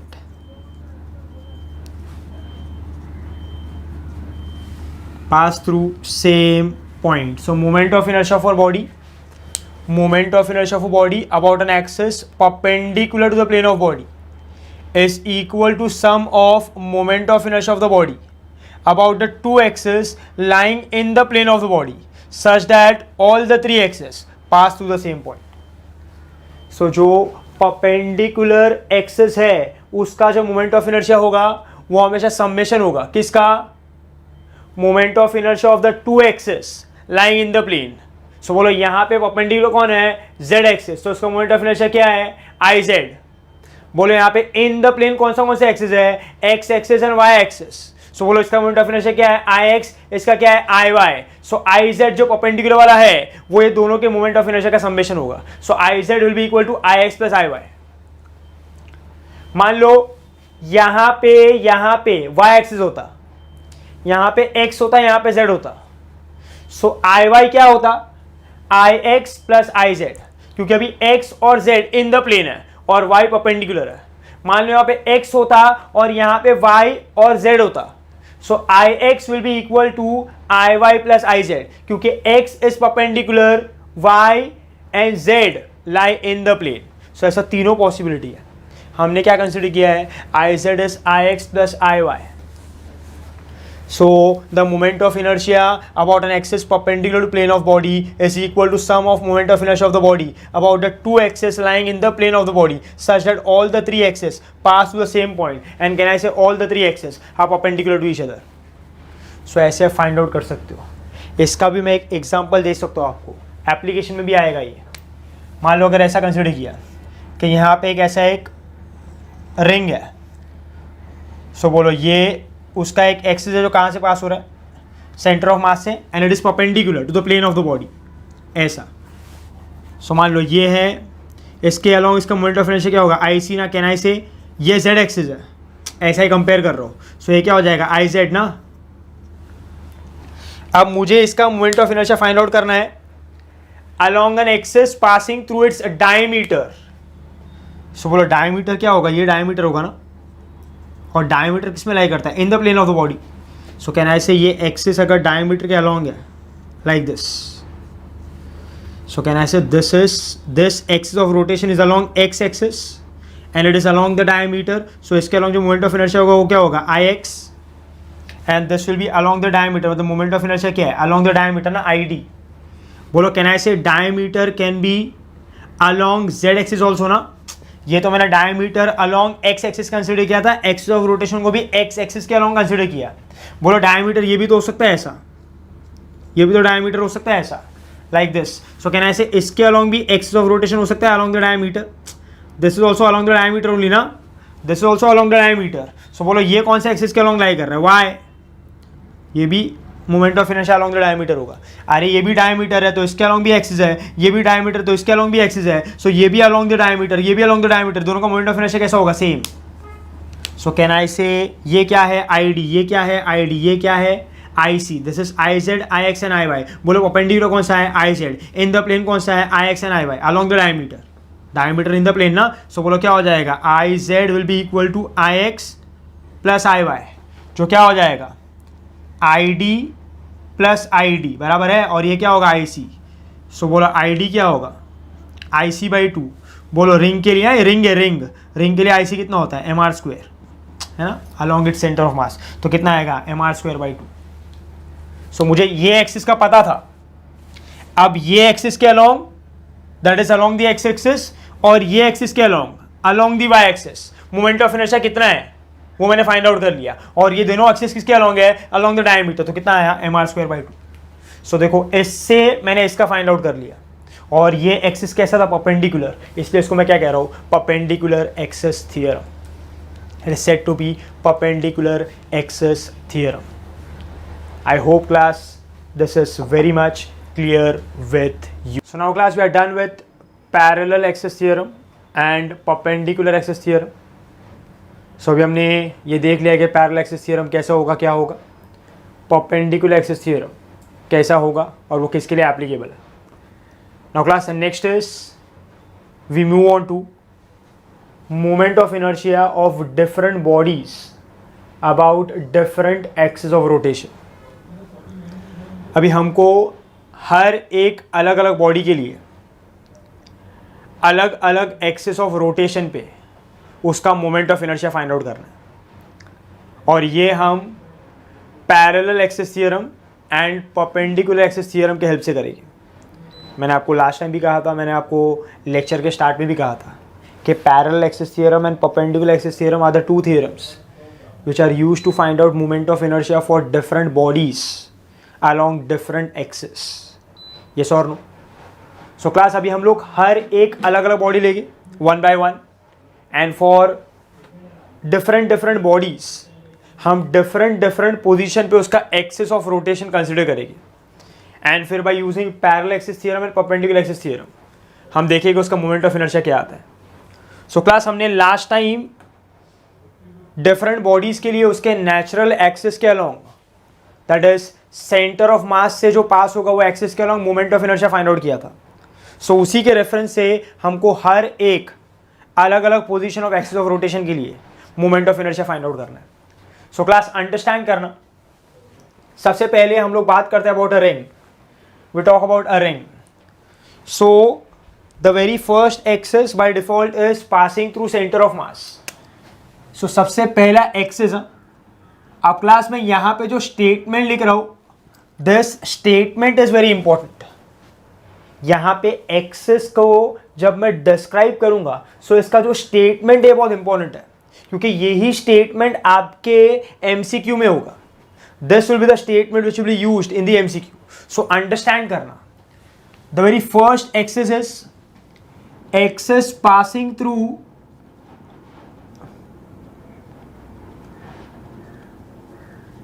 center of mass and perpendicular to plane of rotation. Axis passing through center of mass and perpendicular to plane of rotation. So class ये उसका natural axis है, ये वो axis है उसके centre of mass से pass हो रहा है. समझ में आ रहा है क्लास? और इसका वैल्यू हमने पहले भी लिखा था, मैंने आपको कहा था इसका डेरिवेशन वगैरह हमको नहीं करना है. अगर आपको डेरिवेशन में फिर भी इंटरेस्ट है, will discuss in the Zoom lecture if required. So यहाँ पे हमने रिंग के लिए for an axis passing through centre of mass and perpendicular to plane of rotation बोलो मोमेंट ऑफ इनर्शिया क्या था, I C is equal to M R square. I hope अभी आपने याद कर लिए. सो क्लास ये पहला मोमेंट ऑफ इनर्शिया हो गया जो हमको पता है. इसके लिए अभी अगर मैं रेडियस ऑफ गायरेशन का वैल्यू फाइंड आउट करूं, सो बोलो के क्या होता है, K is root of I by M. And if I substitute I here, can I say this is going to be m r square upon m. So m will cancel, so k will be equal to r. k किसके equal होगा, r के. सो मुझे radius of gyration का value मिल गया for a ring. सो याद रखना है आपको, ये रोलिंग मोशन में बहुत ज़्यादा यूजफुल है. प्लस क्लास कहना इसे यहाँ पे अगर मैं K square upon R square find out करता हूँ, सो बोलो K square upon R square का वैल्यू क्या हो जाएगा, 1 ना. This is very useful in rolling motion. इससे हम बहुत सारे एमसीक्यू सॉल्व करता है. सो आपको यहाँ पे 3 वैल्यू याद रखना, मोमेंट ऑफ इनर्शिया का, के का और के स्क्वायर बाय आर स्क्वायर का. चलो ये हो गया पहला वाला, this is the first case. ये हम सबको पता है पहले से, हमने एडिशनल वैल्यूज भी फाइंड आउट कर लिए. अभी हम आगे बढ़ते हैं और position of axis of rotation change करता है. हम कोई different axis of rotation select करते हैं और देखते हैं उसका मोमेंट ऑफ इनर्शिया क्या होगा. You very well know this, when the position of axis of rotation will change the moment of inertia is going to change. अभी हम लोग यहाँ पे प्रूव भी करेंगे by deriving the different values. So देखो अंडरस्टैंड करना, मान लो अब यहाँ पे जो एक्सिस मैं कंसिडर कर रहा हूँ, let this axis be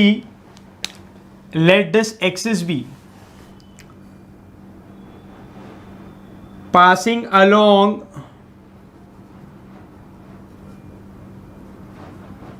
tangent to the ring,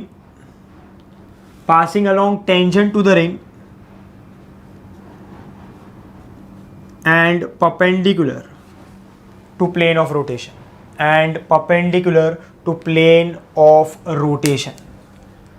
so class अब देखो मैंने एक्सिस का पोजीशन कैसे चेंज किया है. ये उसका नेचुरल एक्सिस है, this axis is natural axis, तो उसके सेंटर ऑफ मास से पास हो रहा है. अब मैंने एक्सिस का पोजीशन देखो कहाँ पे कर दिया. So the new position of the axis is passing along the tangent and perpendicular to plane of rotation. वो कैसे होगा, ऐसा ना.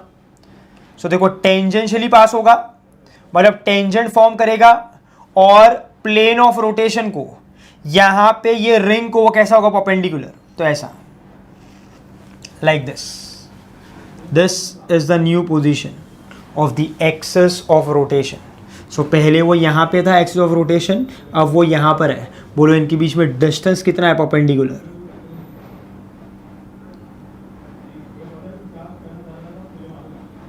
Can I say this perpendicular distance is are.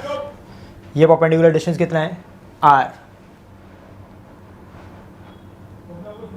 Next is यहां पे if I consider this perpendicular distance is are.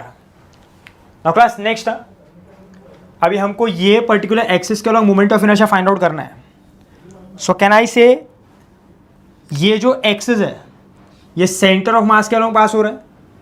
सो इसका जो moment of inertia होगा वो क्या होगा, आई सी ना. This is I C. Now can I say I need to find out moment of inertia along this axis. Can I say ये axis जो है न्यू एक्सिस वो ओरिजिनल एक्सिस को पैरेलल है. And can I say new axis का position is different ना from the centre of mass. So हमने parallel axis theorem यही तो सीखा था कि हमको एक बॉडी का जब एक्सिस सेंटर ऑफ मास से पास होता है तो हमको मोमेंट ऑफ इनर्शिया पता है. अब हम अगर एक्सिस को ट्रांसफर करते हैं, एक्सिस का पोजीशन चेंज करता है और एक ऐसा पोजीशन कंसीडर करते हैं which is other than axis passing through centre of mass, which is other than axis passing through center of mass, and if that particular axis जो हमने दूसरा एक्सिस लिया है, जो हमने अलग एक्सिस लिया है, जो सेंटर ऑफ मास से पास नहीं हो रहा है, जो कोई और पॉइंट से पास हो रहा है, and if that particular axis is parallel to the axis passing through center of mass, so जो न्यू एक्सिस है उसके अलावा अगर मुझे moment of inertia find out करना है, so मैं क्या यूज करूंगा, parallel axis theorem. What is the condition for parallel axis theorem? सबसे पहला ये कि वो जो एक्सिस है वो सेंटर ऑफ मास वाले एक्सिस को पैरेलल होना चाहिए और वो सेंटर ऑफ मास के अलावा कोई दूसरे पॉइंट से पास होना चाहिए. यस और no, such that the two axis are separated by perpendicular distance. So यहाँ पे सेटिस्फाइड है, दोनों एक्सिस कैसा है, पैरेलल है. ये original axis which is passing through centre of mass, this is the new axis which is passing from some other point other than centre of mass. So यहाँ पे क्या अप्लाई कर सकता हूँ मैं, parallel axis theorem. So by parallel axis theorem, I naught is equal to IC plus mh square. This will be I naught. So I naught is, what is IC? mr square plus ये h कितना है, this is perpendicular distance है ना, तो क्या हो जाएगा mr square, h is equal to r.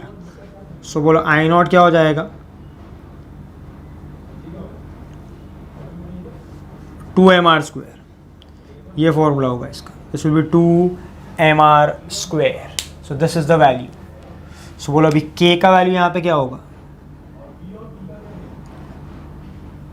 Root of i by M. So ये कितना होगा, 2mr square upon m. This m will cancel out, so can I say k is root 2r. K is root 2 of r. ऐसा. Can I say k square by r square यहाँ पे कितना हो जाएगा, it is going to be 2. K square by r square is going to be 2. So k is root 2r, k square by r square is 2, and can I say जो I naught है वो क्या है, 2mr square. So class, this is the values. These are the three values for an axis passing through, for an axis passing along tangent to ring and perpendicular to plane of rotation. So I hope देखो axis of rotation का position change हुआ, moment of inertia change हो रहा है. So पहले भी हमने कहा है ये. Next is third axis. Third axis देखो कहाँ से पास हो रहा है, एक्सेस पासिंग थ्रू या तो passing along, passing along diameter of the ring, passing along diameter of the ring. So बोलो इसका नेचुरल एक्सेस क्या होगा, the natural axes is going to be this. This is the natural axis, ये वाला.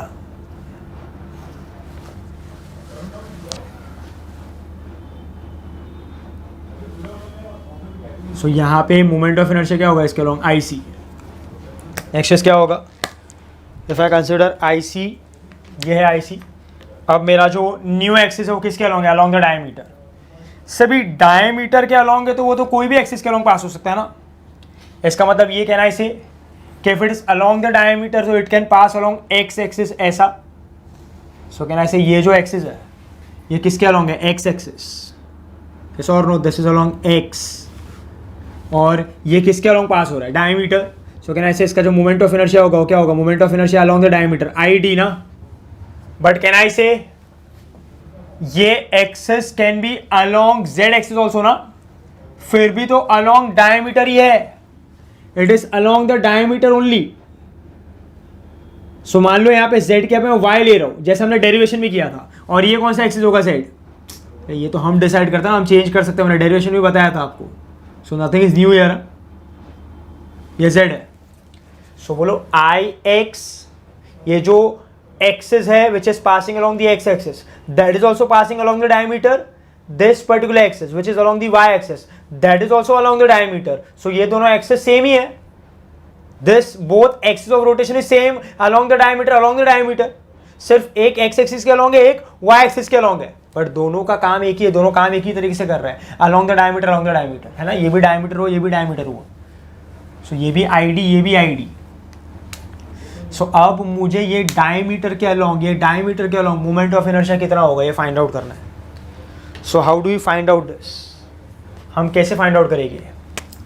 So class can I से यहाँ पे मैं कौन सा थियरम यूज़ करूँगा. Can I say I will use perpendicular axis theorem, because you can see here कि पहले तो ये एक लेमिना बॉडी है, it is a 2 dimensional body, ring है. सेकेंड ये कि कैन आई से मेरा जो नेचुरल एक्सिस है, जो ओरिजिनल एक्सिस है वो रिंग को, वो प्लेन को परपेंडिकुलर है. So the axis of rotation, the original axis of rotation is perpendicular, and I want to find out moment of inertia along the axis which is in the plane of the body. This axis is perpendicular to the plane. This axis is in the plane. So बोलो perpendicular से in the plane जो axis है उसका moment of inertia find out करना है. So इसके लिए हम क्या use करते हैं, we use perpendicular axis theorem ना. हम क्या use करेंगे, perpendicular axis theorem. और perpendicular axis theorem क्या कहता है, so by perpendicular axis theorem what information does this theorem give to us. ये हमको ये information देता है कि the moment of inertia for an axis perpendicular to plane of rotation, perpendicular to plane of body, moment of inertia for the axis perpendicular to the plane of body, that is IZ. यहाँ पे कौन सा है, IZ ना. Z axis के along जो axis होगा उसका moment of inertia क्या होगा, IZ. So moment of inertia for an axis perpendicular to plane of the body is always equal to summation of the moment of inertia along the 2 axes in the plane of the body. और यहाँ पे 2 axis in the plane कौन से है, one is along x axis, one is along y axis. So this will be equal to moment of inertia of Ix plus Iy. I hope you remember the derivation, the statement. So perpendicular axis का जो moment of inertia होता है वो हमेशा सम्मेशन होता है किसका, moment of inertia of the 2 axis lying in the plane of the body, lying in the plane of rotation. So बोलो ये इसके अलॉन्ग क्या है, IC है, ये क्या है ID plus ID. So 2ID is equal to IC. So moment of inertia along the diameter is mr square by 2. ये ऐसा होगा, moment of inertia on the diameter is mr square by 2. ये होगा. सो देखो 3 वैल्यूज मिल गए हमको 3 अलग अलग एक्सिस के लिए. बोले यहाँ पे k का वैल्यू क्या होगा, what will be k. So k is root of I by m. So बोलो कितना हो जाएगा, mr square by 2, mm cancel can I say this will be, k will be equal to r by root 2. Yes और no. So ये k का value है. सो बोलो k square by r square क्या होगा, can I say k square by r square will B 1 by 2. ये इसका वैल्यू होगा k square by r square का, और ये k का वैल्यू है r by root, like this. So this is what we get for the third axis. So ये तीसरा हो गया. अभी लास्ट वाले की बात करता है, last case for the ring. So 4 case है रिंग के लिए. सो देखो ये भी सिंपल ही है. अभी एक्सिस देखो कहाँ से पास होता है, the axis will pass along, the axis will pass along, passing along the tangent to the ring and in the plane of rotation. So अभी perpendicular नहीं है, tangent in the plane है. So can I say एक जो axis है जो along the diameter वो भी कहाँ से पास होता है, सेंटर ऑफ मास से ना. So ऐसा ले लिया मैंने, ऐसा जो along y एक्सिस है वो वाला ले रहा हूँ यहाँ पे. ऐसा, दिस इज द एक्सिस, ऐसे पास हो रहा है, सो like this, so this is along ऐसा बोल सकते हैं वाई एक्सिस के अलोंग है ये। सो मतलब रिंग ऐसा है, रिंग ऐसा है और एक्सिस ऐसे पास हो रहा है अलोंग द डायमीटर। समझ में आया? रिंग ऐसा है horizontal and the axis is passing like this along the diameter. So ये ऐसा है, ऐसा पास हो रहा है, ऐसा बोल सकते हैं। अगर इसके रिस्पेक्ट से कंपेयर करो तो ऐसा जा रहा है एक्सिस, और रिंग ऐसा है हॉरिजॉन्टल। सो बोलो इसको टेंजेंट ड्रॉ करना है एंड वो टेंजेंट इस तरीके से होगा कि it is going to be in the plane of rotation और ये एक्सिस को पैरेलल होगा। तो देखो ऐसे पास होगा टेंजेंट, लाइक दिस, ये ऐसे पास होगा। तो ये एक्सिस ऑफ रोटेशन है ऐसा।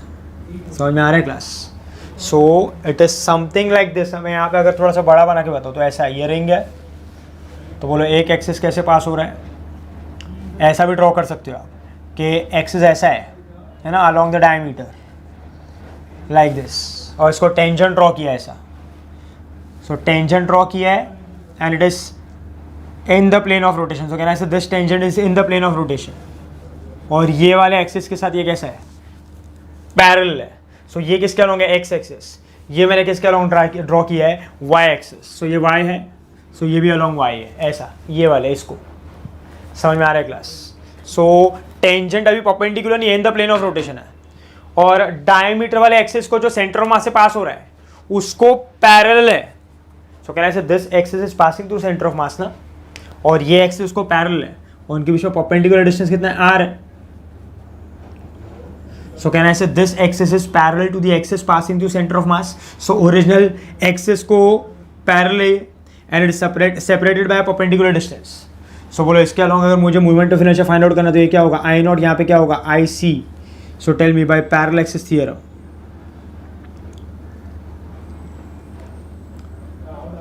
आई naught is I C plus M H square. तो बोलो ये कितना है, M R square by 2 plus M R square. So बोलो आई नॉट कितना हो जाएगा अभी, 3/2 M R square.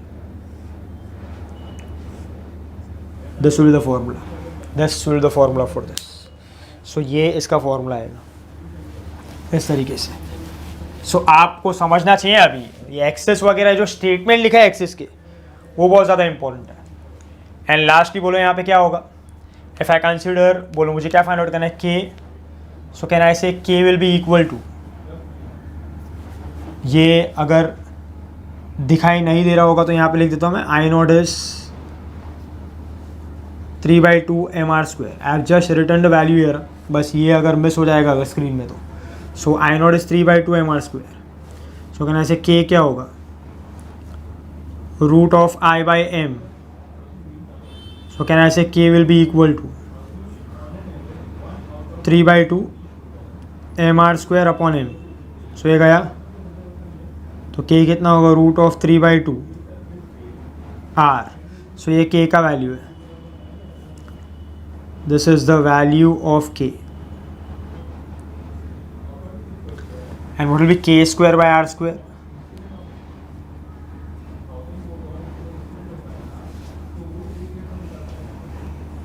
Three by two, ये इसका आंसर होगा।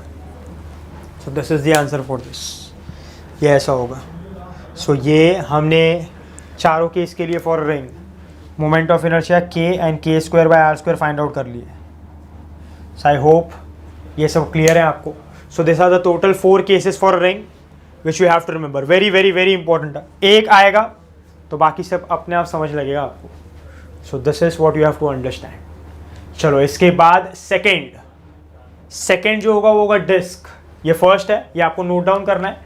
सो नोट डाउन आप अपने हिसाब से कर लेना। सेकेंड जो बॉडी है वो है डिस्क,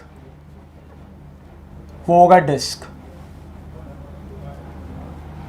सो सी अभी आप वीडियो पॉज करके डिस्क के लिए चारों जो एक्सिस है ना, चारों के सेम ही है, सिर्फ रिंग के यहाँ पे हम क्या कंसिडर करें, डिस्क। तो उसका मोमेंट ऑफ इनर्शिया क्या हो जाएगा, एम आर स्क्वायर नहीं रहेगा, it will be M R square by 2। Yes और no, it is M R square by 2 फिर उसके हिसाब से आपका कैलकुलेशन चलेगा. सो आप चारों position of the axis same ही लोगे, बट यहां पे रिंग के यहां पे क्या आ जाएगा, डिस्क. और डिस्क के लिए moment of inertia for an axis passing along the centre of mass is mr²/2. So can I से every value will change. So अभी आप वो खुद से लिखो, पॉज करो, खुद से लिखो, फिर चेक करना ये क्या आ रहा है. Do you get my point? So I hope class ये जो रिंग वाला पार्ट है this is very much clear with you. So next class I hope आपने रिंग वाला पार्ट लिख लिया एंड डिस्क वाला पार्ट खुद से ट्राई किया and you have got the answers. सब आप वेरीफाई कर सकते हो, you can cross check the answers. बोलो सबसे पहले इसका IC कितना है, it is mr²/2. It is mr²/2. Next is बोलो अगर मैं K फाइंड आउट करूँ इसका तो क्या हो जाएगा, can I say it will be mr²/2 upon m. So this m will cancel out. So can I say K क्या हो जाएगा, K is going to be r/√2. बराबर है. So K is r/√2. बोलो ये कितना हो जाएगा, 1/2. So this will be r/√2, this will be 1/2. Next यहाँ पे चलो फर्स्ट केस का हमको वैल्यू मिल गया. सेकेंड केस में यहाँ पे क्या आ जाएगा, कैन आई से यर सेम केस है ना, सिर्फ रिंग के यहाँ पे डिस्क है, तो IC के यहाँ पे क्या आ जाएगा, mr²/2. सो I0 कितना होगा, 3/2 mr². सो बोलो ये कितना हो जाएगा, can I say this is going to be root of 3/2 mr² upon m. So m will cancel out, it will root of 3/2 r. and what is k²/r²? Can I say k²/r² will be 3/2? yes or no? तो k²/r² यहाँ पे कितना होगा, 3/2. This is the case. Next is यहाँ पे can I से इसका moment of inertia कितना आएगा, कैन आई से यहाँ पे this ID plus ID, 2ID is IC ना. सो ये कितना है, 2ID. ये कितना हो जाएगा, mr²/2. देयरफॉर कैन आई से ID कितना होगा, moment of inertia along the diameter, mr²/4. ये होगा mr²/4, ये ऐसा होगा. सो बोलो I कितना हो जाएगा, this will become m will cancel, can I say this will be equal to r/2. ये r/2 हो जाएगा. सब्स्टिट्यूट करोगे तो आपको मिल जाएगा, यू कैन कैलकुलेट. बोलो k²/r² कितना होगा, can I say it will B 1/4. This will B k²/r². And last में कैन आई से यहाँ पे this IC along the diameter is going to be mr²/4. So can I से यहाँ पे कितना हो जाएगा, 5/4 mr². So I0 is 5/4 mr². If I substitute here, can I say this is going to be 5/4 mr² upon m. This m will cancel out. Can I say this is going to be root of 5/2r? Yes or no? So k²/r² कितना होगा, 5/4. Yes or no? So ये हो जाएगा, this will be k²/r². So इस तरीके से हम find out कर सकते हैं. सो ये हमको सारी वैल्यूज़ मिल जाते हैं. This is for disk. ये किसके लिए, फॉर डिस्क. सो रिंग और डिस्क के केसेस सेम है, एक्सिस के जो लोकेशन है वो सेम है, the values will differ. So हर एक बॉडी के लिए, हर एक एक्सिस के लिए मोमेंट ऑफ इनर्शिया कैसा आता है, अलग अलग आता है. So this is for the disc. So ये डिस्क के लिए. सो आई होप ये जो पार्ट है this is very much clear with you. So ये नोट डाउन कर लेना. इसके बाद हम थर्ड टाइप ऑफ बॉडी की बात करते हैं. नेक्स्ट क्लास, नेक्स्ट 3 बॉडीज हैं, thin rod, hollow sphere, solid sphere. So class अभी थिन रॉड के लिए देखना. कैन आई से थिन रॉड के लिए सबसे पहला एक्सिस क्या है, उसका नेचुरल एक्सिस ना. सो कैन आई से यहाँ पे द एक्सिस इज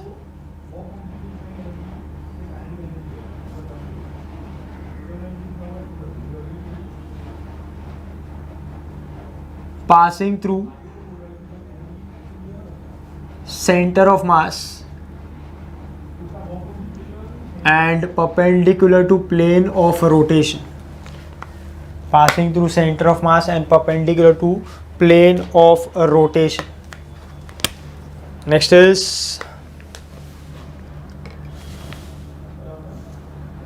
एक्सेस यहाँ से पास होगा ऐसा लाइक दिस, है ना, passing through centre of mass. Centre of mass क्या होता है? ये रॉड का mid point like this. So आपको याद रखना है कि ये रॉड के लिए ये जो लेंथ है, length, this is capital L like this. This is capital L. So can I से अगर ये रॉड का लेंथ कैपिटल एल है,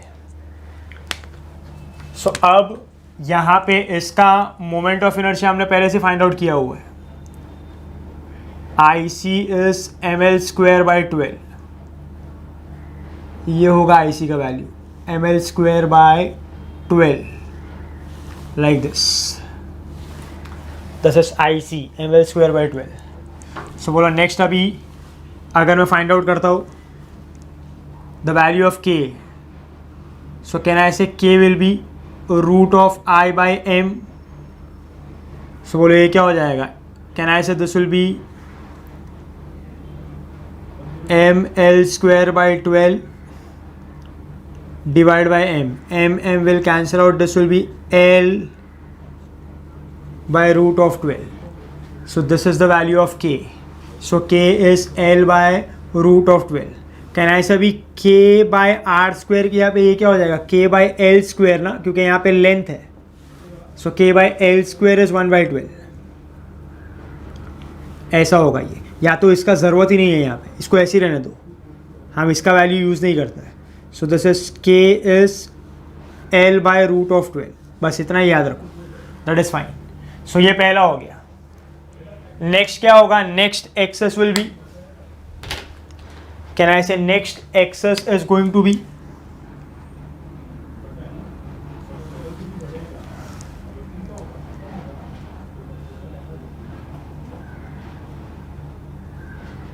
passing through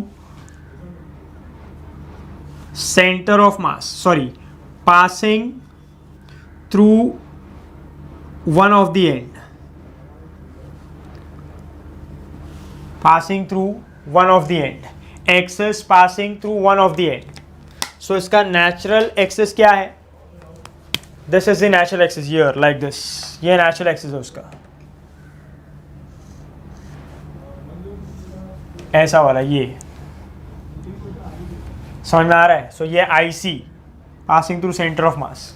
अभी हमारा नया एक्सेस देखो कहाँ से पास हो रहा है, यहाँ से पास हो गया ऐसा, through one of the and like this. so यहाँ पे through one of the end this will be क्या? I naught. so अभी आपको समझ में आना चाहिए. आप बोलो ये दोनों के बीच का डिस्टेंस कितना होगा? then I said it is going to be L by 2. so अभी अगर आपको समझ में आ रहा है, so can I say ये दोनों एक्सिस कैसा है? Parallel. and can I say this axis is passing through center of mass. और मैंने एक ऐसा एक्सेस कंसिडर किया है जो सेंटर ऑफ मास से पास नहीं हो रहा है पर कोई और पॉइंट से पास हो रहा है, बट ये एक्सेस सेंटर ऑफ मास वाले एक्सेस को, ओरिजिनल एक्सेस को पैरेलल है and it is separated by perpendicular distance. बोलो जब भी ऐसा होता है तो हम क्या यूज करते हैं? Parallel axis theorem. We use parallel axis theorem. So by parallel axis theorem can I say I naught is IC plus MH square. so I naught will be, can I say this IC? बोलो IC क्या होगा? बोलो IC is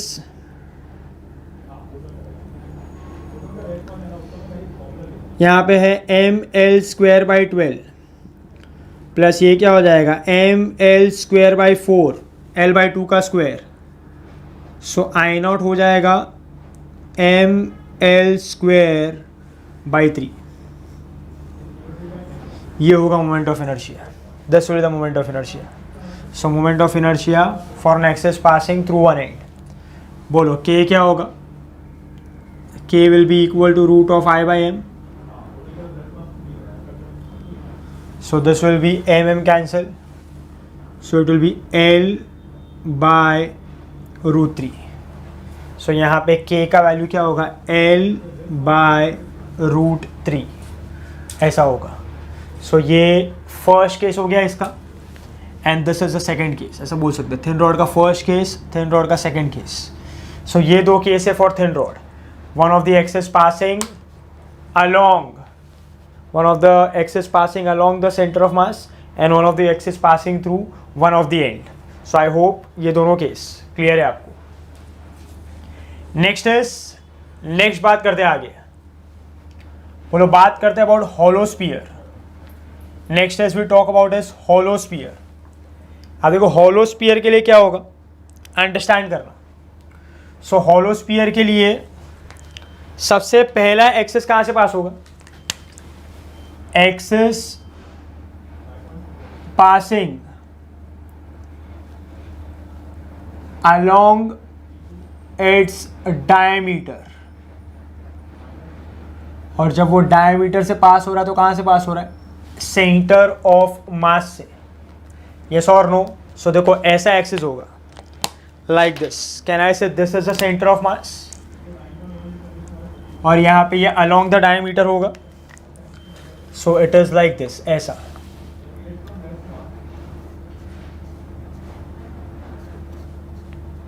सो ऐसा होगा कुछ. सो like this. सो बोलो अभी ये इसके लिए क्या होगा? अभी what will the case? Can I say so it is passing along the diameter. ये डायमीटर हुआ ना and it is also passing along the centre of mass. So axis passing along its diameter and passing through the centre of mass ना but obvious वो पास होगा. बोलो ये क्या उसका रेडियस r. सो बोलो इसका मोमेंट ऑफ इनर्शिया क्या होता है? IC. कहना ऐसे IC इज, अगर याद है आपको, कहना ऐसे इसका IC कितना है? 2/3 mr². इसका एग्जांपल मैंने आपको पहले भी दिया था ड्यूरिंग रेडियस ऑफ गायरेशन. बोलो इसका k क्या हो जाएगा? k will be can I say root of 2/3 mr² upon m. This m will cancel out. So बोलो क्या हो जाएगा आगे? Can I say this will be k is equal to root of 2/3 into r. ये k का value है. बोलो k²/r² कितना होगा? It will be 2/3. So this will the value. ये वैल्यू होगा. So this is for first case of hollow sphere. Next यहाँ पे हम कंसिडर करते हैं सेकेंड केस. बोलो सेकेंड केस में देखो क्या होगा अभी. बोलो एक्सिस देखो कहाँ से पास हो रहा है? एक्सिस इज पासिंग थ्रू या तो passing along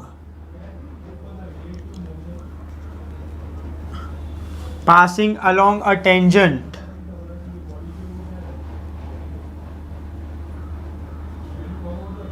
drawn to the hollow sphere. Yes or no? And parallel to axis along diameter and parallel to axis along diameter.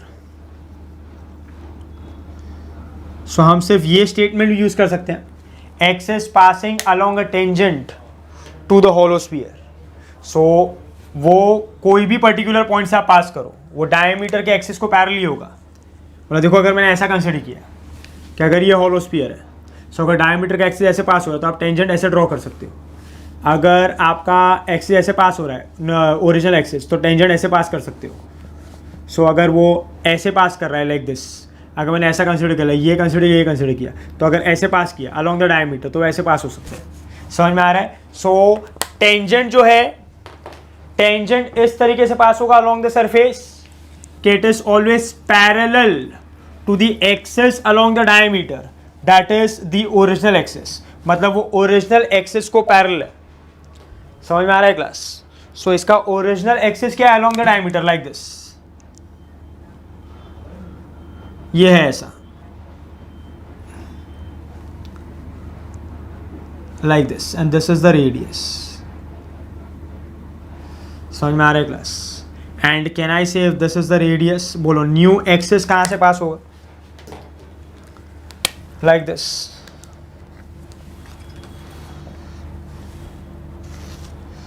ये न्यू एक्सिस है। अरे अभी समझो यार, दोनों एक्सिस पैरेलल है। बोलो दोनों axis separated by perpendicular distance and this axis is parallel to the axis passing through centre of mass, original axis को। सो बोलो कौन सा theorem? By parallel axis theorem, by parallel axis theorem. तो बोलो क्या होगा?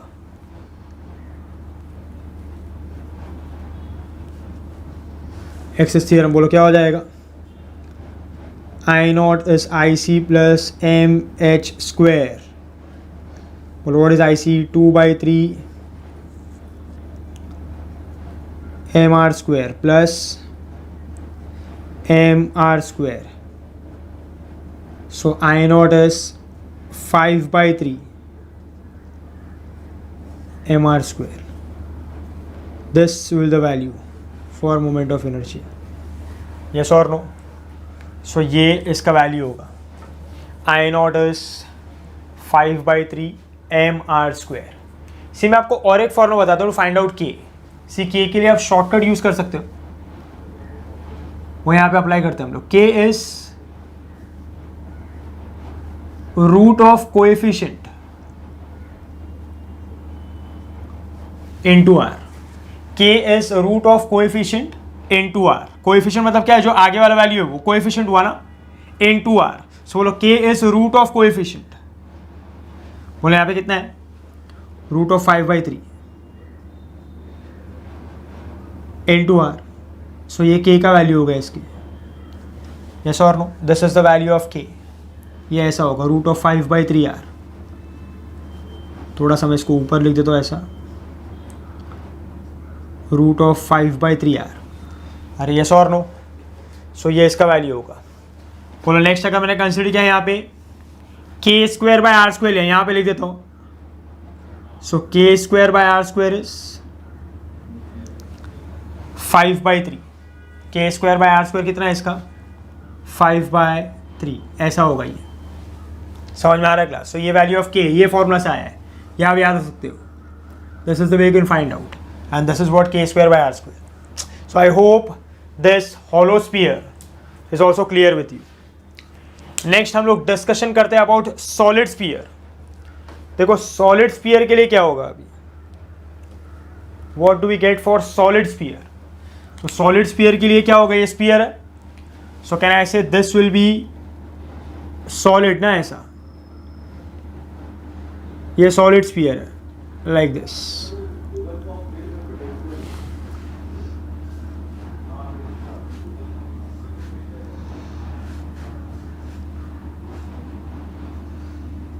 This is the solid sphere. तो बोलो अभी सॉलिड स्फीयर के लिए क्या होगा? अंडरस्टैंड करना। सेम है चीज़ें। एक्सिस पहला कैसे पास होगा? सेंटर ऑफ मास से, that is along the diameter. Same case है दोनों में, सिर्फ ये हॉलो ये सॉलिड है। It is one and the same. So axis passing along it's a diameter, that is center of mass. So ऐसा होगा like this।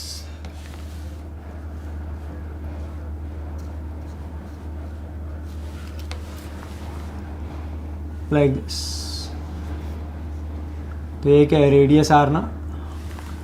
सो बोलो इसका मोमेंट ऑफ इनर्शिया क्या होगा? दिस विल बी IC ना। सो बोलो व्हाट इज IC? इसका याद होना चाहिए आपको, 2/5 mr²। Yes or no? This is the value of IC here. So what will be K? Root of I/m। या तो आप ये फॉर्मूला भी यूज़ कर सकते हो यहाँ पे, ये वाला K is equal to into root of coefficient into R. So K कितना हो जाएगा? Root 2/5 into R. और यस और नो बोलो, K square by R square कितना होगा? It is 2/5। ये वैल्यू होगा के का, ये वैल्यू होगा आई सी का। Here also this is I C. बोलो लास्ट क्या होगा? For an axis passing along a tangent drawn to solid sphere and parallel to axis along its diameter, that is original one. Yes or no? So ऐसा है ना, ये क्या है? ये ओरिजिनल एक्सिस है, like this, and this is the new axis, tangent ऐसा। समझ में आ रही है क्या क्लास? तो बोलो ये क्या होगा? This is the radius R. So बोलो ये कितना हो जाएगा? इसका आई सी कितना हो जाएगा अभी? Can I say I not. ये क्या होगा भाई? पैरेलल एक्सिस है ना, सेम है यार, कुछ नया नहीं है यहाँ पे। So if I apply parallel axis theorem, so by parallel axis theorem क्या हो जाएगा ये? So parallel axis theorem से this will be, can I say I naught is IC plus MH square. So I naught will, what is IC? Can I say IC is 2/5 MR square plus MR square. H is equal to R ना? सो बोला आई naught कितना होगा? 7/5 MR square, 7/5 MR square ये होगा। फिर आप value of के लिख सकते हो यहाँ पे। बोलो व्हाट विल बी के ईयर? तो कैन आई से के विल बी इक्वल टू, यहाँ पे अगर लिखा मैंने K will be equal to what? बोलो root of coefficient. So can I say root of 7/5 into r ऐसा, and what will be k square by r square? 7/5 ये होगा इसका value. this will be k square by r square. So class, these are the total cases of thin rod, hollow sphere, solid sphere. So these are the three cases, these are the 6 cases regarding the 3 bodies, and initially we have done 8 cases regarding ring and disc. So we are done with ring, disc, thin rod, hollow sphere, solid sphere. So 5 bodies are done, few are remaining, but I hope यहाँ तक हमने जो भी discussion किया है, this is very much clear with you. So class, इसके आगे के जितने भी bodies है और उनका जो moment of inertia है will complete in the next lecture. But I hope आज के लेक्चर में जो भी हमने डिस्कस किया है, parallel axis theorem, perpendicular axis theorem, plus moment of inertia of the different bodies and the application of parallel axis theorem and perpendicular axis theorem, this is very much clear with you. इसके बाद हम जो भी continue करेंगे that will be in the next lecture. तो चलो see you in the next lecture, bye bye.